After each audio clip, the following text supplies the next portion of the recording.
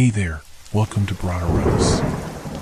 Tonight, we've got hours of chilling horror stories combined with soothing rain sounds to help you relax and sleep.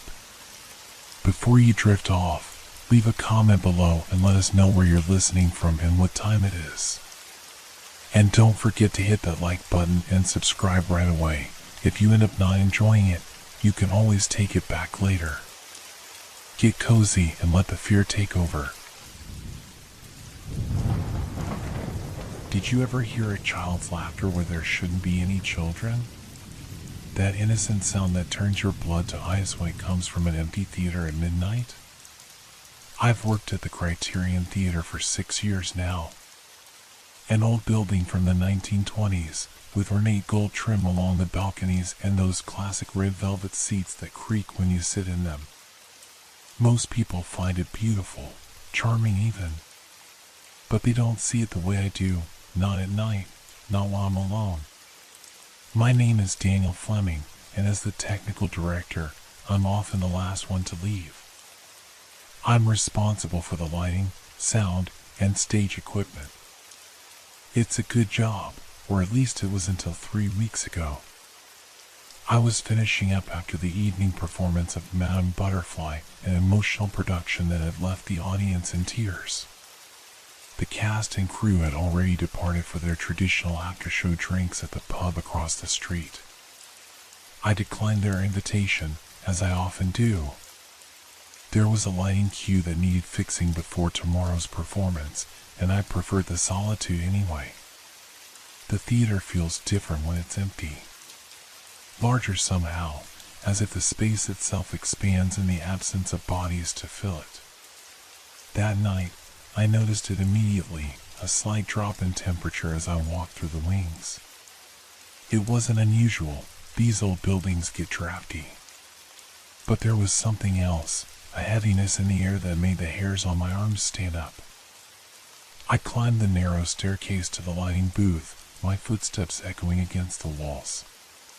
The soundboard glowed with tiny red and green lights, illuminating my workspace in an eerie technological glow. Outside the booth's window, the theater spread below me, the stage a wooden island in a sea of empty seats. That's when I heard it for the first time. A giggle. High-pitched and light. A child's laughter, coming from somewhere near the front row. I froze, my hands hovering over the control panel. The theater doors had been locked. I had done it myself. There was no way a child could be inside. Hello? My voice sounded small in the vast space. Silence answered me. I shook my head, attributing the sound to my imagination or perhaps some noise from the street outside. Old theaters make all kinds of sounds, settling foundations, expanding and contracting wood, pipes cooling down. I knew this. I'd heard it all before. I returned to my work, adjusting the lighting sequence for Act 2. The blue lights needed to fade in more slowly, creating the illusion of dawn breaking over Nagasaki. I was absorbed in the task when it came again. Laughter. But this time, it wasn't just a giggle. It was full, joyous laughter, as if a child had just witnessed the funniest thing in the world. It echoed through the empty theater, bouncing off the walls, growing louder then softer, then louder again. And then, mid-laugh, it changed. The sound twisted, warped into a sob. The transition was so sudden, so jarring that I felt my chest tighten. A child's heartbroken cry now filled the theater, rising in pitch until it became almost unbearable. I slammed my hands over my ears, but it didn't help. The crying seemed to be inside my head now, a desperate, pleading wail that made my eyes water. And then, nothing. Complete silence descended like a curtain. My breath came in short gasps. Sweat beaded on my forehead despite the chill in the room. I stood up, hands trembling, and looked out over the theater. The stage lights I had been working on suddenly illuminated, though I hadn't touched the control to activate them. They cast a soft blue glow across the empty stage. In that dim light, I could have sworn I saw movement, a small shadow darting from one side of the stage to the other. "Who's there?" I called out, my voice stronger now, edged with anger to mask my fear. "The theater is closed. You need to leave." No response. But as I watched, the shadows on stage seemed to shift and dance, forming shapes that almost looked like performers. Transparent figures moved in a choreographed pattern, ghosts of a production I didn't recognize. I blinked hard, and the shapes vanished. The lights flickered once, twice, and then returned to their previous setting. I'm not a superstitious man. I've never believed in ghosts or spirits or any of that nonsense. But standing there, looking down at the stage that suddenly seemed alive with invisible energy, I felt something I hadn't experienced since childhood, pure, instinctual fear. My logical mind searched for explanations. An elaborate prank by the crew? A malfunction in the sound system picking up radio frequencies? Some neighborhood kids who had found a way to sneak in? None of those explanations felt right. I quickly finished the necessary adjustments to the lighting, working faster than I ever had before. Every few seconds, I glanced over my shoulder, expecting to see someone or something watching me. The temperature continued to drop until I could see my breath forming small clouds in front of my face. As I packed up my tools, I felt a pressure on my back, like a small hand pressing between my shoulder blades. I spun around. Nothing. But the sensation lingered, 5 tiny points of cold that felt exactly like fingertips. I practically ran from the booth, taking the stairs 2 at a time. The hallway leading to the exit seemed longer than usual, stretching before me like a tunnel. The portraits of past theater directors that lined the walls, faces I had seen every day for years, suddenly looked sinister, their eyes following my hurried movements. When I finally burst through the exit door into the alley behind the theater, I gulped the night air like a drowning man. The sounds of the city, car horns, distant music from the pub, people talking as they walked past, had never been so welcome. Standing under the yellow glow of the streetlight, I tried to compose myself. I was being ridiculous. There was a logical explanation for everything I had experienced. There had to be. But as I turned to look back at the theater, I saw something in the highest window, a small face pressed against the glass, looking down at me. A child's face, pale and solemn. I blinked, and it was gone. Tomorrow, I would need to return. Tomorrow, there would be another performance, another night at the Criterion. And whatever was happening inside those walls, I had a terrible feeling it was just beginning. As I walked to the parking lot, the sound of that laughter turned weeping echoed in my memory. And somewhere deep inside, I knew that the theater itself was trying to tell me something, a story hidden behind the curtain, waiting to be revealed. I didn't sleep that night. Every time I closed my eyes, I heard that laughter, saw that small face in the window. By morning, I had almost convinced myself it was nothing, stress, exhaustion, and overactive imagination. Almost. The theater looked perfectly normal in daylight. Sunshine streamed through the lobby windows, illuminating the faded movie posters in their glass cases. Janice, the box office manager, greeted me with her usual cheerfulness as I walked in. "Rough night?"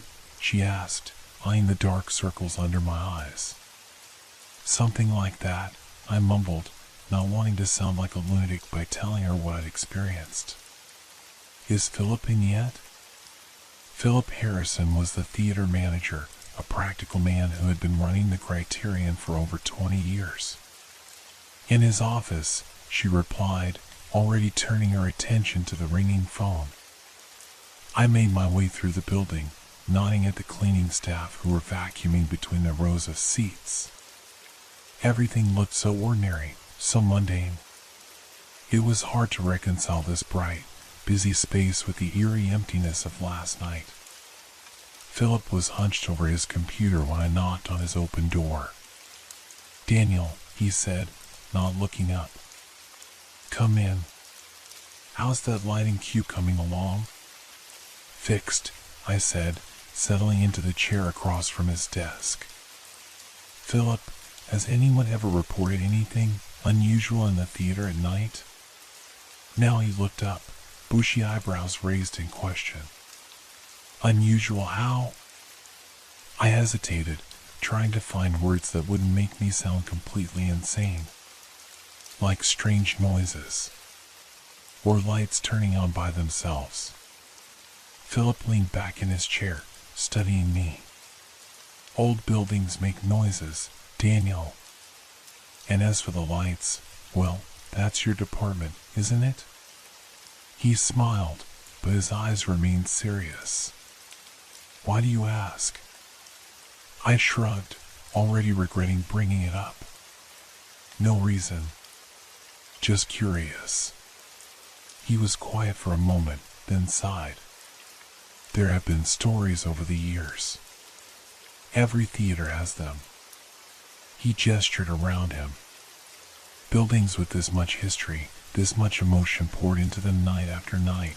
Some people think they retain impressions." Impressions? Echoes of performances past. Emotional residue. He shrugged. "I'm not saying I believe it, but I've been here long enough to know that the Criterion has its quirks." A chill ran through me despite the warmth of the office. "Has anyone ever mentioned hearing a child?" Philip's expression changed, just slightly, a tightening around the eyes. "Why don't you talk to Eleanor? She's been here longer than any of us. If anyone knows the theater's history, it's her." Eleanor Martinez was our costume designer, a tiny woman in her 70s who moved with the energy of someone half her age. I found her in the costume shop, hand-stitching beads onto what looked like a wedding dress. "Eleanor, do you have a minute?" I asked from the doorway. She looked up, needle poised midair. "For you, Daniel?" "Always."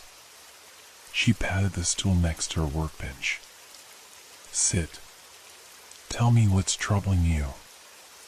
I sat, unsure where to begin. Eleanor had always had an uncanny ability to read people. "Philip said you might know something about the theater's history. Specifically, about a child." Eleanor's hands went still. She carefully set down her needle and thread, then removed her glasses. "You heard it, didn't you?" The laughter. My blood ran cold. "Last night. And then, crying." She nodded slowly. "I've heard it too. Many times over the years." "What is it? Who is it?" Eleanor sighed, looking suddenly every one of her 70-plus years. "Have you ever heard of a production called The Glass Dream?" I shook my head. "It was before your time. Before most people's time.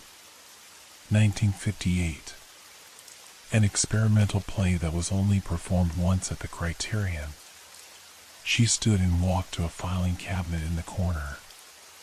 After rummaging through a drawer, she pulled out a yellow program and handed it to me. The cover showed a stylized image of a child surrounded by shattered glass. The playwright's name was unfamiliar to me. "It was a strange, avant-garde piece," Eleanor continued. "About a young girl whose imagination was so powerful she could make her dreams real. The lead role was played by a child actress named Lily Evans. 10 years old and remarkably talented." I flipped through the program, finding a black and white photograph of a solemn-faced girl with dark curls. "What happened?" The performance was disturbing. Lily's character increasingly lost control of her dreams, which became nightmares. The staging was elaborate, with glass panels that were supposed to shatter at specific moments to represent the boundary between dreams and reality breaking down. Eleanor's voice grew quiet. Something went wrong during the climactic scene. One of the glass panels fell. Lily was killed instantly. My stomach clenched. Right on stage? In front of the audience? Eleanor nodded, her eyes distant with memory. I was just an apprentice then, watching from the wings. The sound she made, that laugh of pure joy as she performed her final scene, suddenly cut off. She closed her eyes. The theater closed for months afterward. There was an investigation, of course. They ruled it an accident, but the playwright disappeared the same night. Some said he fled, others thought he might have taken his own life out of guilt. And people think Lily's spirit is still here?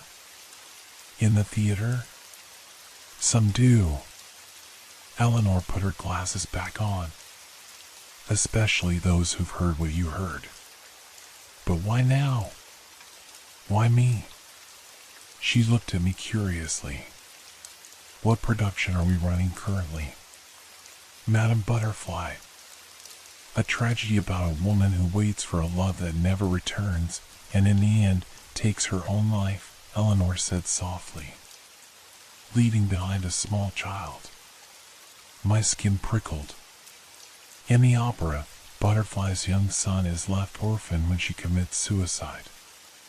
The stories say that Lily becomes more active during productions with children or those about lost children. Eleanor placed her hand on mine. The theater remembers, Daniel. Every performance, every emotion portrayed on that stage, joy, love, grief, despair, it absorbs them all. I wanted to dismiss it as superstition, but after what I experienced, I couldn't. Has anyone else seen or heard her recently? Melissa mentioned something last week. She was striking the set after the performance and thought she saw a child watching from the balcony. Melissa was one of our stagehands, a no-nonsense woman who seemed the least likely person to imagine things. What should I do? I asked, feeling oddly like a child myself seeking guidance. Eleanor squeezed my hand. Be respectful. If you sense her presence, acknowledge it. Some say she's not trying to frighten anyone, she just wants to be part of the performance. She was happiest on stage, after all. For the rest of the day, I went through the motions of my job in a daze. I checked lighting equipment, tested sound levels, made notes for the evening performance. But my mind kept returning to Lily Evans and her one and only performance at the Criterion. During my lunch break, I searched online for information about the glass dream and the accident. There wasn't much, a few newspaper articles from the time mentioning the tragedy only briefly. One included a quote from the playwright, Oliver Blackmore, given before his disappearance. The boundary was too thin. I never meant for it to break. What did that mean? What boundary was he referring to? As evening approached and the actors began arriving for makeup and warm-ups, I felt increasingly on edge. Would Lily make her presence known during tonight's performance? Would others hear the laughter, the crying?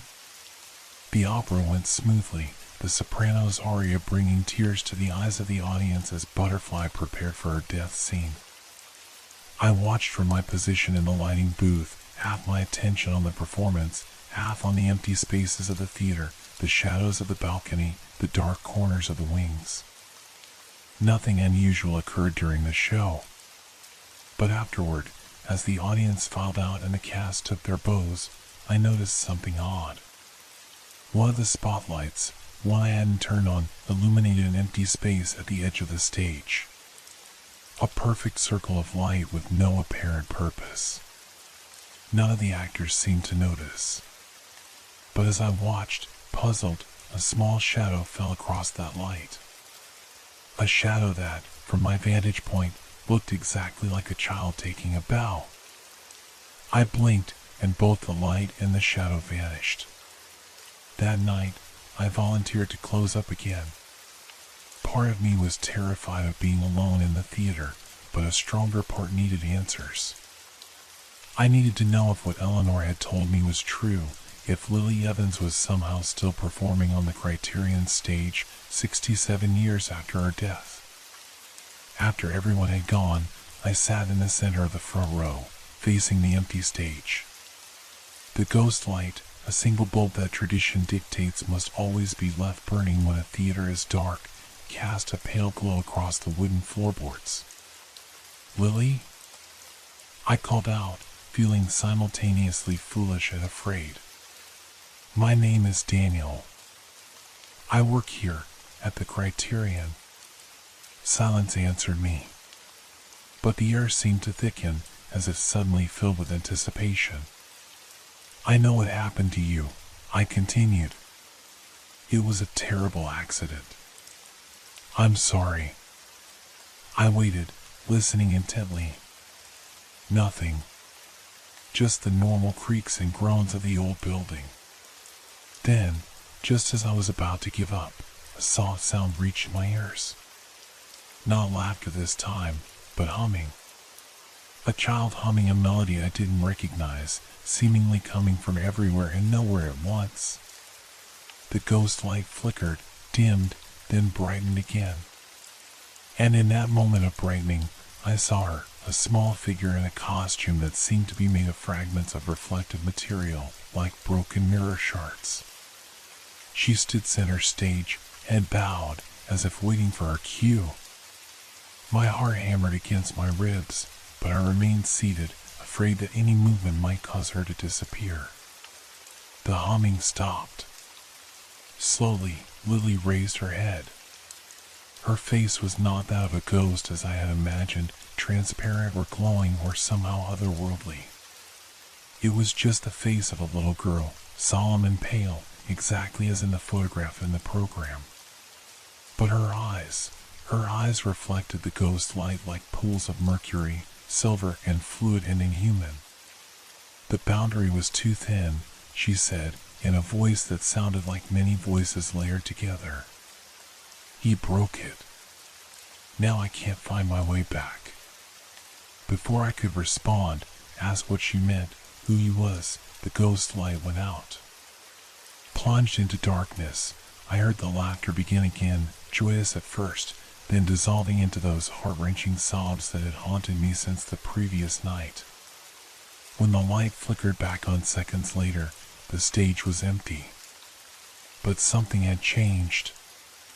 I could feel it in the air, in the silence that followed. Whatever presence had been there was gone, but not because it had departed. It was hiding, watching, waiting. And somehow, I knew with absolute certainty that what I had just witnessed was only the beginning act of a much darker performance to come. The next few days passed in a strange haze. I functioned normally on the surface, setting lights, checking sound levels, attending production meetings, but inside, my mind was consumed by thoughts of Lily Evans and her cryptic words. The boundary was too thin. He broke it. Now I can't find my way back. What boundary? Who was he, the playwright, Oliver Blackmore? And back from where? These questions circled endlessly in my mind as I moved through the theater, increasingly aware of subtle changes around me. The temperature would drop suddenly in specific areas, most notably stage left, where Eleanor had mentioned the fatal accident occurred. Props would be moved between scenes, not drastically, but just enough to confuse the actors. The lead soprano, Eliza Montgomery, complained that someone had rearranged her makeup during intermission, though no one had entered her dressing room. Small incidents easily dismissed individually. but together they created a pattern that was impossible for me to ignore. On Thursday afternoon, I found myself back in the costume shop with Eleanor. She was working on alterations for Eliza's Act 3 kimono, her gnarled fingers surprisingly nimble with the needle and thread. "She's becoming more active," I said without preamble, dropping into the seat across from her. "Lily, it's like she's trying to participate in the production somehow." Eleanor nodded, not looking up from her stitching. As I said, she was happiest on stage. Perhaps she sees this as her chance to perform again. "But there's more to it than that," I insisted. She spoke to me. She said something about a boundary being broken, that she can't find her way back. Now Eleanor did look up, her needle pausing mid-stitch. "She spoke to you? Directly?" "Yes." "Does that mean something?" The older woman set down her work carefully. "In all the years I've been aware of Lily's presence, I've never known her to speak to anyone. Laughter, crying, yes. The occasional humming of her theme from the glass dream. But never words." A chill ran through me. "Then why me?" Eleanor studied me for a long moment. "Perhaps because you're listening. Most people, when they experience something they can't explain, they shut it out. They rationalize or ignore." She tilted her head. "But not you. You're trying to understand." "I need to know more about that night," I said. "About the glass dream and what really happened." Eleanor sighed. "I've told you what I know. It was so long ago, and the theater administration did their best to minimize the publicity. Bad for business, you understand. There must be records somewhere. Newspaper archives, production notes, something. Perhaps." She hesitated, then added, "There's a storage room in the basement. The oldest records are kept there, playbills, production photographs, reviews. No one goes down there much anymore. It's not a comfortable place." "What do you mean?" Eleanor's eyes took on that distant look again. "After the accident, they cleared the stage of all the broken glass. It was everywhere, in the orchestra pit, in the wings, even embedded in the curtains. They had to replace almost everything. The damaged set pieces, the glass panels, all of it was taken to the basement storage. As far as I know, it's still there." I felt a surge of excitement mixed with apprehension. "Can you show me where?" She shook her head firmly. "My knees aren't what they used to be, and those stairs are treacherous. But I can tell you how to find it." She reached for a scrap of paper and sketched a quick map. "Past the boiler room, down the narrow corridor, last door on the left. It hasn't been used in years, so be prepared for dust." I folded the map and put it in my pocket. "Thank you." Eleanor caught my wrist as I stood to leave. Her grip was surprisingly strong. "Be careful, Daniel. Some doors, once opened, can't be easily closed again." I waited until after the evening performance, when most of the staff and all of the audience had left. Philip was the last to go, giving me a curious look when I told him I'd lock up again. "2 nights in a row?" he asked. "Don't tell me you're becoming a workaholic." I forced a smile. "Just want to check some lighting sequences without interruptions." He nodded, though I could tell he wasn't entirely convinced. "Don't stay too late. Even dedicated employees need sleep." Once alone, I gathered what I needed: a powerful flashlight, a dust mask, and my phone for taking photographs of anything I might find. The basement level of the Criterion had always been slightly unsettling, with its maze of narrow corridors and the constant hum of the ancient boiler. But tonight, it felt downright menacing. My footsteps echoed on the concrete floor as I followed Eleanor's map. The air grew colder and damper the further I went from the main area. Pipes ran along the ceiling, occasionally dripping water that pooled on the uneven floor. The beam of my flashlight cut through the darkness, casting long shadows that seemed to move just outside my direct line of sight. The corridor Eleanor had described was barely wide enough for my shoulders. The ceiling was low enough that I had to duck in places, and cobwebs brushed against my face. No one had been down here in years, that much was obvious. When I reached the last door on the left, I found it secured with an old padlock. But the hasp was so rusted that it broke away when I pulled on it, the lock falling to the floor with a loud clang that made me jump. I pushed the door open, wincing at the agonized creak of the hinges. The beam of my flashlight revealed a large room packed with theatrical debris, broken furniture, rolled-up backdrops, mannequins missing limbs. But what caught my eye immediately were the fragments of glass that glittered on the floor, reflecting my light in hundreds of tiny points. Stepping carefully to avoid the glass, I moved deeper into the room. Against the far wall stood what appeared to be the remains of a set, tall wooden frames that might once have held the glass panels Eleanor had described. One frame was splintered and broken, its edges darkened with what might have been very old bloodstains. A cold shudder ran through me at the thought. Was this where Lily Evans had died? I swept my flashlight around the room, looking for anything that might tell me more about the glass dream. Near one of the broken frames, I spotted a stack of boxes labeled 1958 Glass Dream Do Not Discard. My heart beat faster as I approached the boxes. The first contained what looked like costume pieces, a child-sized dress covered in small mirrors and glass beads, now tarnished and dull. The second held production notes, most of them water-damaged and illegible. But in the third box, I found a leather-bound book that appeared to be the original script of the play, handwritten by Oliver Blackmore himself. I carefully opened it, coughing as dust billowed up from the pages. The handwriting was cramped and difficult to read in the beam of my flashlight, but certain phrases jumped out at me.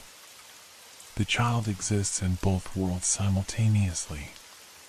The dream becomes real when the glass breaks. The boundary between imagination and reality is like a mirror.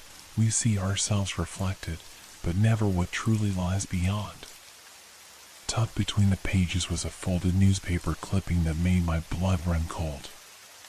It wasn't about the accident, as I had expected, but about events that occurred before the production. Local child missing for 3 days found unharmed. The article described how 10-year-old Lily Evans had disappeared from her bedroom one night, only to reappear 3 days later with no memory of where she had been. Her parents, the article stated, were relieved by her safe return but concerned by her changed behavior. It mentioned that playwright Oliver Blackmore, a friend of the family, had been so struck by the incident that he had written a play based on it. The final line quoted Lily herself, "I wasn't missing. I was just on the other side of the glass." A sudden crash from behind made me spin around, heart pounding. One of the mannequins had fallen over, its hollow torso now cracked down the middle. As I stared, the temperature in the room plummeted until I could see my breath fogging in front of my face. "Lily?" I called out, my voice eerily loud in the confined space. "Are you here?" The glass fragments on the floor began to shift and move, sliding across the concrete as if pushed by invisible hands. They gathered together, forming a rough circle in the center of the room. Within that circle, the air seemed to shimmer and distort, like heat rising from asphalt on a summer day. And then I heard it, the laughter. But this time, it didn't turn to crying. It continued, growing louder, more manic, more unnatural. It didn't sound like a child anymore. It sounded wrong, distorted, as if it were being filtered through something that changed its fundamental nature. From the shimmering circle of glass rose a figure, not the solemn low girl I had seen on stage, but something else. Something that wore Lily's form like an ill-fitting costume. Its movements were jerky, puppet-like, and its face kept shifting between Lily's features and something else, something with too many angles, too many shadows. "You found it," the thing that wasn't quite Lily said, its voice a buzzing, multi-layered sound that hurt my ears. His words. His plan. I took an involuntary step backward. Whose plan? Blackmore's? The figure nodded, its head moving too far to one side and then snapping back. He knew I could pass through. He knew because he'd been there too. The other side of the glass. What is on the other side? I asked, but part of me didn't want to know.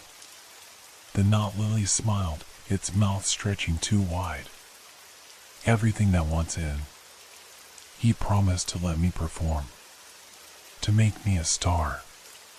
But the glass wasn't supposed to break that way. It gestured to the splintered frame against the wall. It was supposed to break here. It pointed to its chest. Inside me. Understanding dawned, horrible and clear. The play wasn't just based on your disappearance, I said slowly. It was a ritual. He was trying to open something.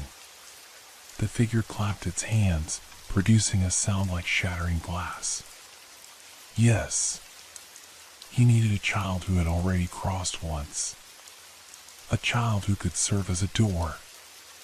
My mind raced, piecing together what Eleanor had told me with what I was learning now. But something went wrong. The physical glass broke instead, and you were killed. Not killed. The thing's eyes flickered, silver one moment, bottomless black the next. Trapped. Between. Neither there nor here. Neither then nor now.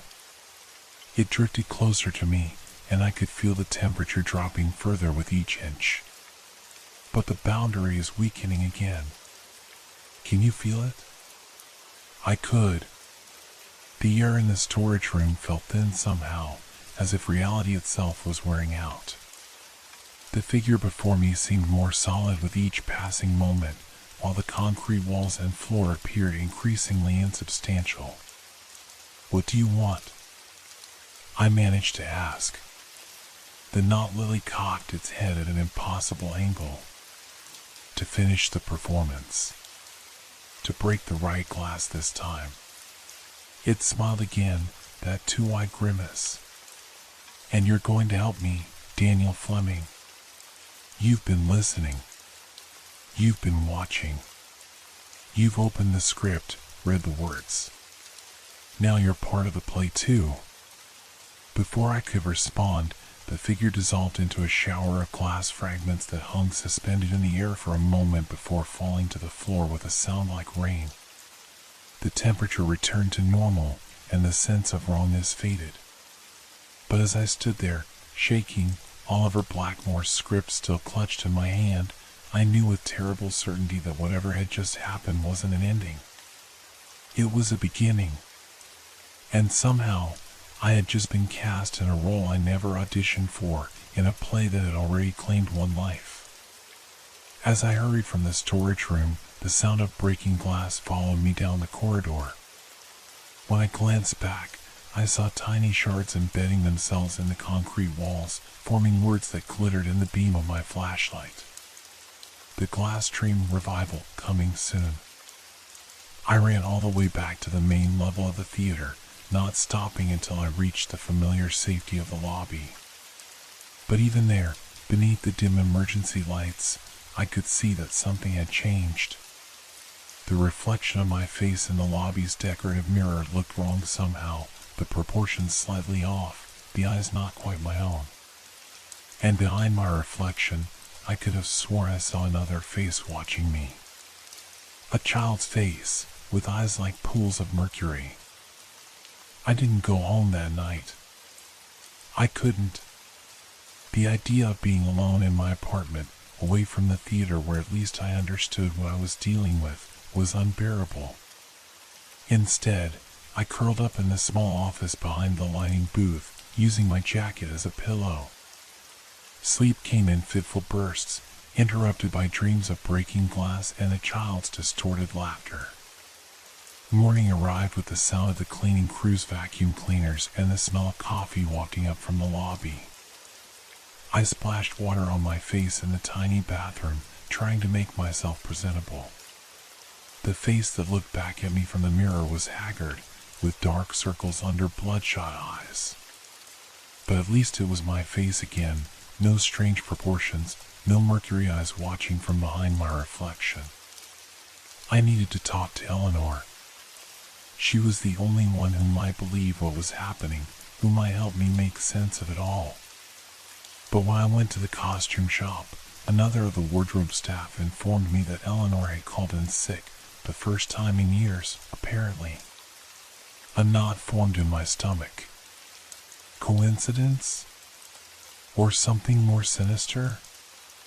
I made my way to Philip's office, not sure what I was going to say, but knowing I needed to talk to someone.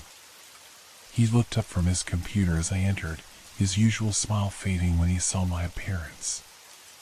"Good God, Daniel, you look terrible," he said, gesturing for me to sit. "Are you ill?" "I need to talk to you about the glass dream," I said without preamble, dropping into the chair across from him. Philip went very still. "What about it?" "I know what happened that night in 1958. I know about Lily Evans and Oliver Blackmore. And I think..." I hesitated, then pushed on. "I think whatever Blackmore was trying to do that night is happening again. Here. Now." Philip's expression was unreadable. For a long moment, he simply stared at me. Then he stood, walked to his office door, and closed it firmly. "How much do you know?" he asked, returning to his desk but not sitting down. "I know Blackmore wrote the play after Lily went missing for 3 days. I know he was using the performance as some kind of ritual. He was trying to open something, a boundary, a door to somewhere else." I leaned forward. "And I think he's still trying." Philip sank back into his chair, suddenly looking much older. "You've spoken with Eleanor." "Yes, but there's more. I found Blackmore's original script in the basement storage room. And I've seen Lily, or something that looks like Lily." "You went into the storage room?" Philip's voice sharpened. "That area is off limits for a reason, Daniel." I needed answers, I said defensively. And I found them. Blackmore wasn't just writing a play, he was creating a doorway. Lily had somehow crossed over once before, and he wanted to use her to establish a permanent opening. Philip was silent for a moment, then reached into his desk drawer and pulled out a small silver key. "There's something you need to see." He led me through the theater to a door I passed 100 times before but never noticed, a narrow entrance tucked behind the grand staircase that led to the balcony. The key turned with difficulty in the lock, and the door swung open to reveal another staircase, this one spiraling upward. "The original theater owner's private box," Philip explained as we climbed. "It was sealed off during renovations in the 1970s. Most people don't even know it exists anymore." The stairs ended at a small viewing box positioned directly opposite the stage, offering a perfect view of any performance. Unlike the rest of the theater, which had been modernized over the years, this space remained frozen in time, ornate wallpaper, plush velvet seats, even a small chandelier hanging from the ceiling. But it was what hung on the wall that caught my attention. A large, steel-framed mirror, its surface strangely dark and cloudy. This is the only remaining piece from the original set of the glass dream, Philip said quietly. Most people think all the glass panels were destroyed in the accident, but this one was removed before the performance began. Blackmore himself insisted it be placed here, in the owner's box. I approached the mirror cautiously. Instead of reflecting the room behind me, its surface seemed to swirl with shadows, as if I were looking into deep water rather than glass. What is it? According to the theater records, it's called a scrying glass, supposedly used by mediums and psychics to see into other worlds. Philip's voice was detached, clinical. Blackmore claimed to have found it in an antique shop in New Orleans. He believed it was the key to his experiment. I reached out toward the mirror's surface, drawn by some inexplicable compulsion. Don't touch it. Philip's hand shot out, grabbing my wrist. That's how it starts. I pulled back, startled by his vehemence. How it starts? Philip released my wrist, looking embarrassed by his outburst. I've worked at the Criterion for 23 years, Daniel. In that time, I've seen 6 technical directors come and go. Each time, the same pattern repeats. They begin hearing things, a child's laughter, crying. They become obsessed with the theater's history, with the glass dream. They find the storage room. And then, he gestured helplessly. They change. They start seeing things that aren't there. They talk about boundaries weakening, about something trying to get through. A chill ran down my spine. What happened to them? The other technical directors? Philip looked away. 2 had nervous breakdowns. 1 disappeared. They found his car at the airport, but he never boarded any flights. 3 others simply quit without explanation. He turned back to me, his expression grave. And now it's happening to you. But why me? Why the technical director specifically? Think about it. You control the lights, the sound, the technical elements that create the illusion of another world on stage. In Blackmore's twisted logic, that makes you the perfect accomplice. Philip gestured to the mirror. This has been here all along, watching every performance. I believe it's been waiting for the right combination of circumstances. Madam Butterfly, I said slowly. A tragedy about abandonment, about a parent dying and leaving a child behind. Philip nodded. The emotional resonance activates it somehow. Makes the boundary thinner, as your ghost girl would say. He ran a hand through his thinning hair. I should have warned you when you first mentioned hearing the laughter. But I hoped. I always hope it won't happen again. My mind was racing.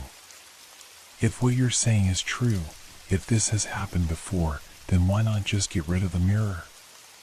Why keep Blackmore's script in the storage room? You think we haven't tried? Philip gave a bitter laugh. Every time the mirror is removed, something terrible happens. A fire in the costume shop. A lighting rig collapsing during a performance. Once, an actor fell from the balcony and broke both legs. The mirror always finds its way back. I stared at the cloudy glass, feeling a strange mixture of fear and fascination. What about Blackmore? What happened to him after the accident? Officially, he disappeared. But the truth is more complicated. Philip sank into one of the velvet chairs, suddenly looking exhausted. There was a night watchman on duty that night. The police interviewed him as part of the investigation. He claimed that after everyone else had left, he saw Blackmore return to the theater. He went up on stage, stood in front of one of the remaining glass panels, and Philip hesitated. The watchman's statement said that Blackmore seemed to walk through the glass like it was a doorway. He never came up the other side. He crossed over, I whispered, to whatever is on the other side. That's what the watchman believed. The police thought he was drunk or hallucinating. Philip shrugged. Who knows? But ever since then, these incidents have occurred. Always centered around the technical director, always during productions that feature children or themes of childhood loss. I thought of the thing I'd seen in the storage room, the entity that wore Lily's form but wasn't her. What if it's not Lily trying to communicate with us? What if it's Blackmore using our image to manipulate us? Philip looked troubled. To what end? To finish what he started. To open the door permanently. I turned back to the mirror, studying its swirling surface. He needs someone on this side to complete the ritual. Someone who controls the technical elements, lights, sound. Someone like me. Then you need to leave, Philip said firmly. Take a vacation. Go somewhere far from here until Madame Butterfly closes next week. Break the pattern. Part of me knew he was right. I should walk away, refuse to participate in whatever dark performance was being staged. But another part, a part that grew stronger the longer I stared into the cloudy mirror, wanted to see this through to the end. What if that's exactly what it wants? I said quietly, what if my leaving creates the circumstances it needs? An inexperienced replacement, unfamiliar with the equipment, with the theater's quirks. You can't save everyone, Daniel. Philip stood, placing a hand on my shoulder. Sometimes the only victory is in refusing to play the game. But even as he spoke, I saw something move in the mirror's depths. A small hand pressed against the glass from the other side, fingers splayed. A child's hand. And I knew, with absolute certainty, that it was too late to walk away. I was already part of this production, had been since the first moment I heard that laughter in the empty theater. I need to know more, I said. About the play, about what Blackmore was trying to do. Philip sighed, recognizing the determination in my voice. There's someone you should talk to. Margaret Collins. She was the stage manager for The Glass Dream. She's in a nursing home now, over in Westridge. I'll give you the address. As we turned to leave the box, I cast one last glance at the mirror. The hand was gone, but something else had taken its place, words appearing as if being written by an invisible finger on fogged glass. Tomorrow night. Final performance. My blood ran cold. Tomorrow night was indeed the final performance of Madame Butterfly. Whatever was coming to a head, whatever Blackmore or Lily or whatever entity lurked behind the mirror was planning, it would happen then. You're right, I told Philip as we descended the spiral staircase. I need to refuse to play this game. But even as I said the words, I knew they were a lie. Because in that moment, staring into the mirror's depths, I had felt something I couldn't explain, a pull, a yearning to see what lay on the other side of the glass. And somewhere in the distance, echoing through the empty corridors of my mind, I heard the sound of a child's laughter, slowly turning to tears. Westridge Senior's home was a pleasant surprise, bright, clean, with cheerful staff and residents who seemed genuinely content. I had expected something bleaker, given the nature of my visit. Margaret Collins was 92 years old, according to Philip, and had been the stage manager at the Criterion for over 30 years. If anyone knew what really happened during the Glass Dream, it would be her. I found her in the sunroom, a tiny woman with snow-white hair and alert blue eyes, watching birds at a feeder outside the window. She didn't seem surprised to see me. "You're from the theater," she said as I approached. Not a question. "Yes." I sat in the chair across from her. "My name is Daniel Fleming. I'm the technical director at the Criterion." She studied my face intently. "It's happening again, isn't it?" You've heard her laughter. My heart skipped a beat. "Yes. And more." Margaret nodded, as if I'd confirmed something she'd been expecting. "They always send someone when it starts again. Different faces, same haunted eyes." She gestured to the chair. "Sit. Tell me what you've seen." I told her everything, the laughter, the crying, my conversation with Eleanor, the discovery in the storage room, the thing that wasn't quite Lily, and finally, the mirror in the private box. Margaret listened without interruption, her gnarled hands folded in her lap. When I finished, she was quiet for a long moment. "Oliver Blackmore," she finally said, her voice barely above a whisper. "Such a brilliant man. Such a twisted soul." She looked out at the bird feeder again. "He came to the Criterion with the glass dream already fully formed, script, staging, costume designs, even lighting cues. Said he'd been working on it for years, waiting for the right theater, the right child actress." "Lily Evans," I prompted. Margaret's eyes grew distant with memory. "Such a strange little thing. Talented, yes, but there was something off about her, especially after her disappearance. She spoke differently, moved differently. Like someone wearing a child's body who hadn't quite figured out how it worked." A chill ran through me. "Do you think, was she already possessed? By whatever is on the other side of the glass?" "Possessed? No. Changed, perhaps. Marked." Margaret sighed. "Blackmore had found her, you see, after she returned from her 3-day absence. He ingratiated himself with her family, became a sort of mentor to her. I think he was preparing her all along." "For what?" "For the ritual. The performance." Margaret leaned forward.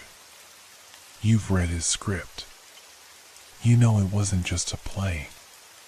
It was an invocation, a summoning. Every line, every movement, every lighting cue was designed with one purpose, to open a door." "A door to where?" Margaret shook her head. "I don't know. Another world, another dimension, another time. Blackmore spoke of it in different ways. Sometimes he called it the Dreamlands, sometimes the Between Place.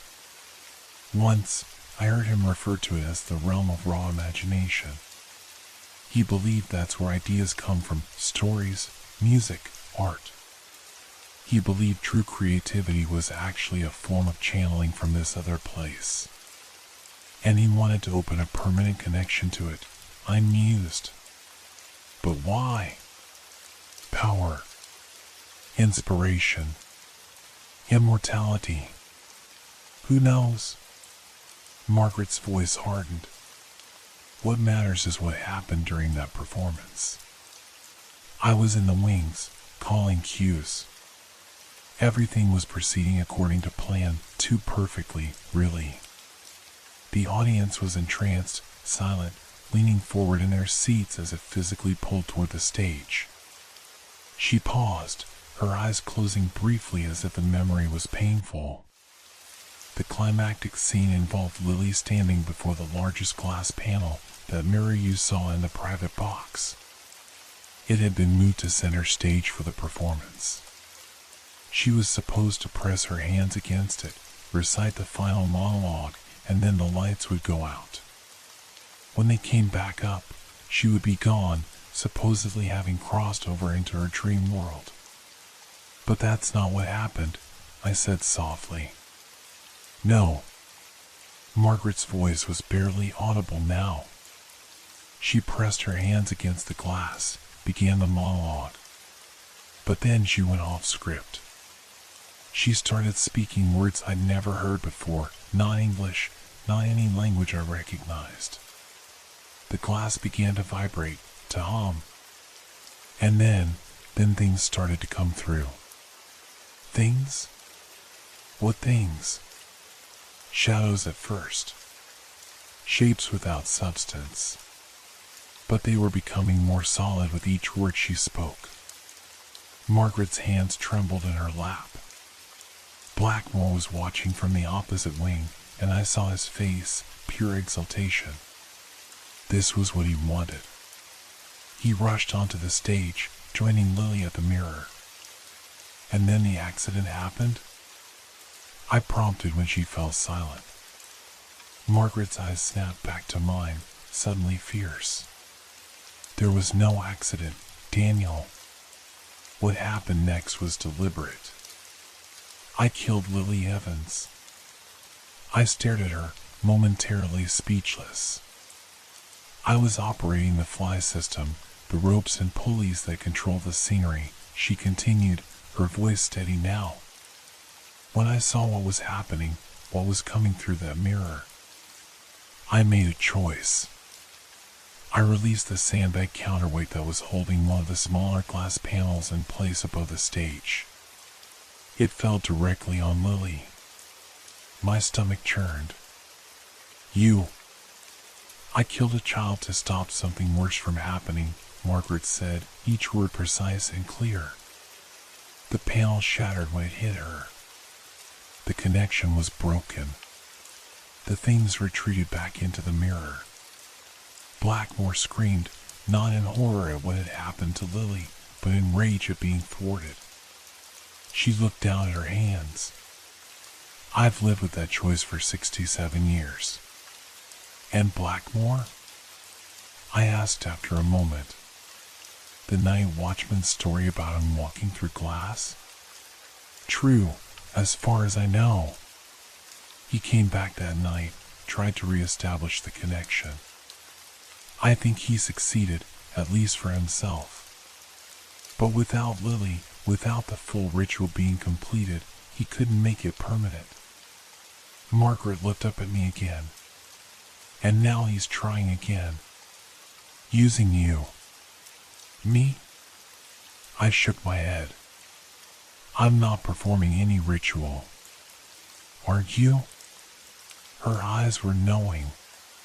The lights you've been adjusting for, Madame Butterfly, have you been following your original design, or have you found yourself making inexplicable changes? Small adjustments that somehow seemed right, even though you didn't consciously plan them? I thought back to the lighting cues I'd been modifying all week, the subtle shifts in timing and intensity that I'd attributed to artistic refinement. Had those changes been my own idea, or had they been quietly suggested to me? Had I been gradually implementing Blackmore's lighting design without realizing it? Oh God, I whispered. The technical elements are crucial, Margaret continued. They create the conditions, the precise vibrational frequency, if you will, that thin the boundary between worlds. That's why it's always the technical director who hears her first, who gets pulled into this. You control the very fabric of the theatrical reality. What can I do? I asked desperately. How do I stop it? Margaret reached out and took my hand in hers, her skin paper thin but her grip surprisingly strong. You have to break the pattern. Change the ending. How? I don't know. That's for you to discover. She released my hand. But remember this, Blackmore needed Lily because she had already crossed over once, had been marked by the other side. He needs someone like that, someone who can serve as a bridge. I thought of the child actor playing Butterfly's son in the current production, a a quiet 5-year-old boy named Timothy. There's a child in our production, I said slowly. Could he be in danger? Possibly. But I think Blackmore has found another bridge already. Margaret's gaze was penetrating. Someone who's been listening to Lily's laughter. Someone who's seen beyond the veil. Someone who's been studying his script, repeating his words. Me. She was talking about me. I left Westridge with my head spinning, Margaret's final warning echoing in my ears. Don't go to the theater tonight. Break the pattern. Stay away. But I knew I couldn't. Whatever was unfolding, whatever ritual was nearing completion, I was already entangled in it. And if I didn't go, if I left the performance in the hands of my assistant, who knew nothing of what was happening, who knew what might come through that mirror tonight? As I drove back to the Criterion, the sky darkened with storm clouds, thunder rumbling in the distance. Appropriate weather for what felt increasingly like a final act. The theater was bustling with activity when I arrived. The final performance had sold out, and the lobby was already filling with patrons dressed in their finest. No one else seemed to notice the strange heaviness in the air, the subtle rawness that made the familiar space feel increasingly alien. I went straight to the lighting booth, relieved to find it empty. My assistant wouldn't arrive for another hour. I had time to check the lighting cues to see if Margaret was right about the changes I'd been making. The lighting board glowed with its usual array of lights and buttons, the programmed sequence for tonight's show already loaded. But as I examined the cues more closely, my blood ran cold. The subtle adjustments I'd been making all week, shifts in intensity, timing, color, weren't just artistic refinements. Together, they formed a pattern, a sequence that looked disturbingly similar to the cues described in Blackmore's script for The Glass Dream. I had been implementing his design without realizing it, preparing the theater for whatever was supposed to happen tonight. My first instinct was to erase it all, to reprogram the entire show from scratch. But that would mean canceling tonight's performance or running it with inadequate lighting, unthinkable for a sold-out final night. Besides, something told me that it wouldn't be that easy to thwart what had been set in motion. As I sat there, trying to decide what to do, I became aware of a presence behind me. I turned to find Eleanor standing in the doorway of the booth, her face grave.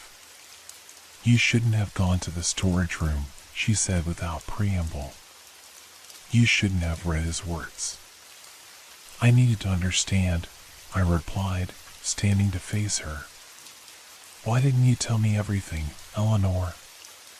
About what Blackmore was really trying to do? About Margaret Collins and what she did?" Eleanor sighed, entering the booth and closing the door behind her. "Would you have believed me? Or would you have thought I was just a superstitious old woman?" She moved to the window overlooking the theater, which was now half full of audience members. "Besides, I hoped. I always hope it won't happen again." Philip said the same thing, I noted. "You've both seen this before. With other technical directors." Eleanor nodded slowly. "It repeats. Not every year, not with every production. But occasionally, when the conditions are right. And you just let it happen? You hire new technical directors knowing they might be targeted by this thing? What would you have us do?" Eleanor's voice was suddenly sharp. "Close the theater permanently? Destroy people's livelihoods? Besides, we've tried intervening more directly. It never ends well." She turned to face me. "The best we can do is be here when it happens, try to minimize the damage. Like Margaret did?" I couldn't keep the accusation from my voice. "By killing a child? Margaret made an impossible choice, Eleanor said softly. One I pray you won't have to make tonight. What's supposed to happen? What is Blackmore trying to do? Eleanor moved to the lighting board, studying the program cues with a knowing eye. The mirror in the private box is the key. It's not just a mirror, it's a passage.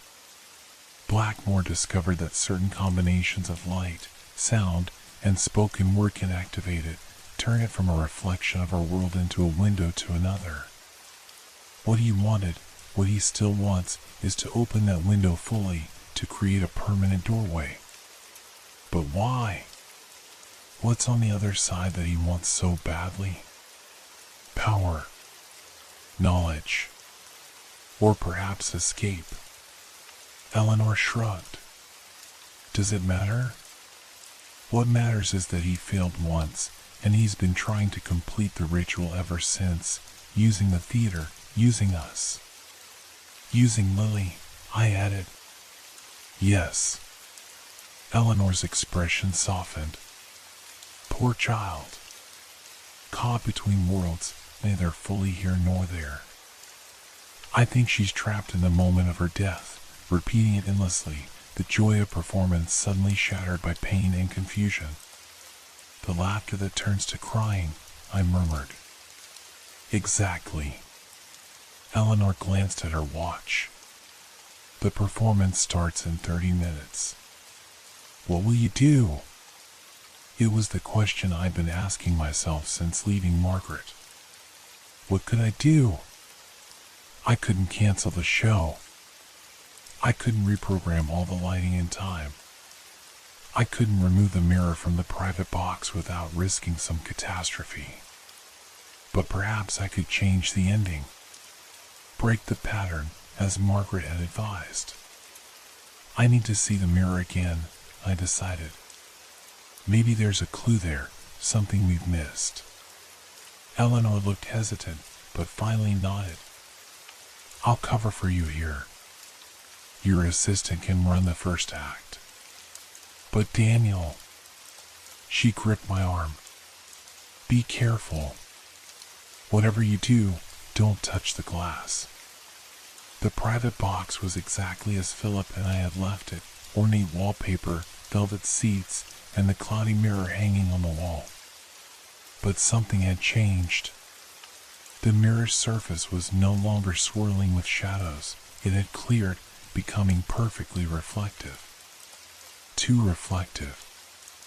As I approached it cautiously, I realized I could not only see myself but also the theater behind me, not as it was now, half filled with audience members, but as it might have been in 1958. The seats were different, the decorations more ornate, and on the stage. On the stage stood a little girl in a costume covered with shards of mirror. Lily Evans, as she had appeared in the glass dream. She was looking directly at me, her eyes like mercury, her expression solemn. And beside her stood a man, tall, gaunt, with burning eyes and a smile that stretched too wide. Oliver Blackmore. I froze, realizing I was seeing not a reflection but a window, a view into the past, or perhaps some place outside of time altogether.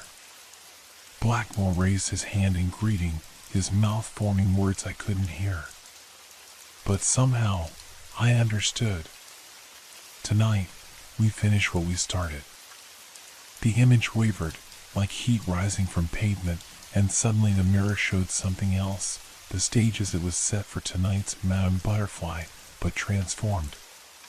The Japanese garden set pieces were still there, but interspersed among them were shards of glass, hundreds of them, catching and reflecting light in a dazzling display. And standing center stage was the thing that wasn't quite Lily, its form shifting between the child actress and something altogether inhuman. It looked directly at me and smiled that too-wide smile. The boundary is so thin now, it said, its voice somehow audible through the glass. Almost thin enough to break. All we need is the final cue, the precise combination of light, sound, and presence. Your cue, Daniel. I won't do it, I said firmly. I know what you are now. What you're trying to do. The thing laughed, Lily's innocent giggle distorting into something darker. But you already have done it. The programming is complete. The sequence is set. Even now, as the orchestra tunes up, as the audience settles in their seats, the energy builds. The boundary weakens. I'll erase it, I threatened. Reprogram everything. Too late. The thing that wasn't Lily gestured, and the mirror's view shifted again, showing me the lighting booth where my assistant had now arrived, where Eleanor was explaining something to him, pointing at the board. The performance has already begun. I could hear the orchestra now, the opening notes of Madame Butterfly floating up from below. The show had started, and with it, whatever ritual Blackmore had designed. What do you want from me? I demanded. Why show me all this if I can't stop it? Because you still have a role to play, the thing said. The most important role. Lily was to be the doorway, the bridge between worlds. But she was damaged in the crossing. Incomplete. It pressed its hands against the glass from the other side. You must take her place. Never. Then watch what happens when the door opens with no one to control what comes through. The thing's form shifted again, becoming less childlike, more a collection of angles and shadows barely contained in a human shape. Watch as your world and ours bleed together with no filter, no guardian at the threshold. The mirror's surface began to vibrate, to hum with increasing intensity. Small cracks appeared at its edges, spreading inward like a web. The glass is breaking, the thing said, its voice now a cacophony of sounds layered together. The boundary fails. What will come through, I wonder? What hungers on this side, eager to taste your reality? I could feel it happening, the air in the private box growing thin, reality itself seeming to stretch and warp. Through the cracks in the mirror's surface, I glimpsed things moving, shapes without definite form, suggestions of entities that hurt my eyes to look at directly. Margaret had made her choice 67 years ago, sacrificing a child to prevent something worse. What was my choice to be? Let this door open fully, allowing whatever waited on the other side free access to our world? Or step through myself, becoming the very bridge Blackmore had designed his ritual to create? The music from the orchestra swelled, reaching the crescendo that preceded Butterfly's entrance. In the mirror, I could see the lighting changing on stage, following the cues I had unwittingly programmed. Blackmore's sequence, disguised as artistic adjustments to Madame Butterfly. The glass was breaking. The door was opening. And I had only seconds to decide. In that moment of desperation, a third option occurred to me, something neither Margaret nor Blackmore had considered. Every doorway goes two ways. I reached out toward the mirror's surface, stopping just short of touching it. You want a bridge? I called to the thing on the other side. You want a doorway? I'll give you one. Before it could respond, I ran from the private box, taking the spiral staircase 2 steps at a time. I burst into the main theater just as the soprano playing Butterfly made her entrance, the audience's attention fixed completely on the stage. No one noticed as I slipped into the wings, making my way behind the scenery to the control panel that operated the theater's ancient electrical system.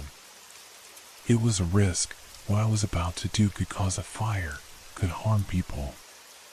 But the alternative seemed infinitely worse. I found the main breaker panel and, taking a deep breath, threw the master switch. The theater plunged into darkness. The music stopped abruptly. Confused murmurs rose from the audience. But I wasn't done. I raced back toward the lobby, then up the grand staircase to the door of the private box.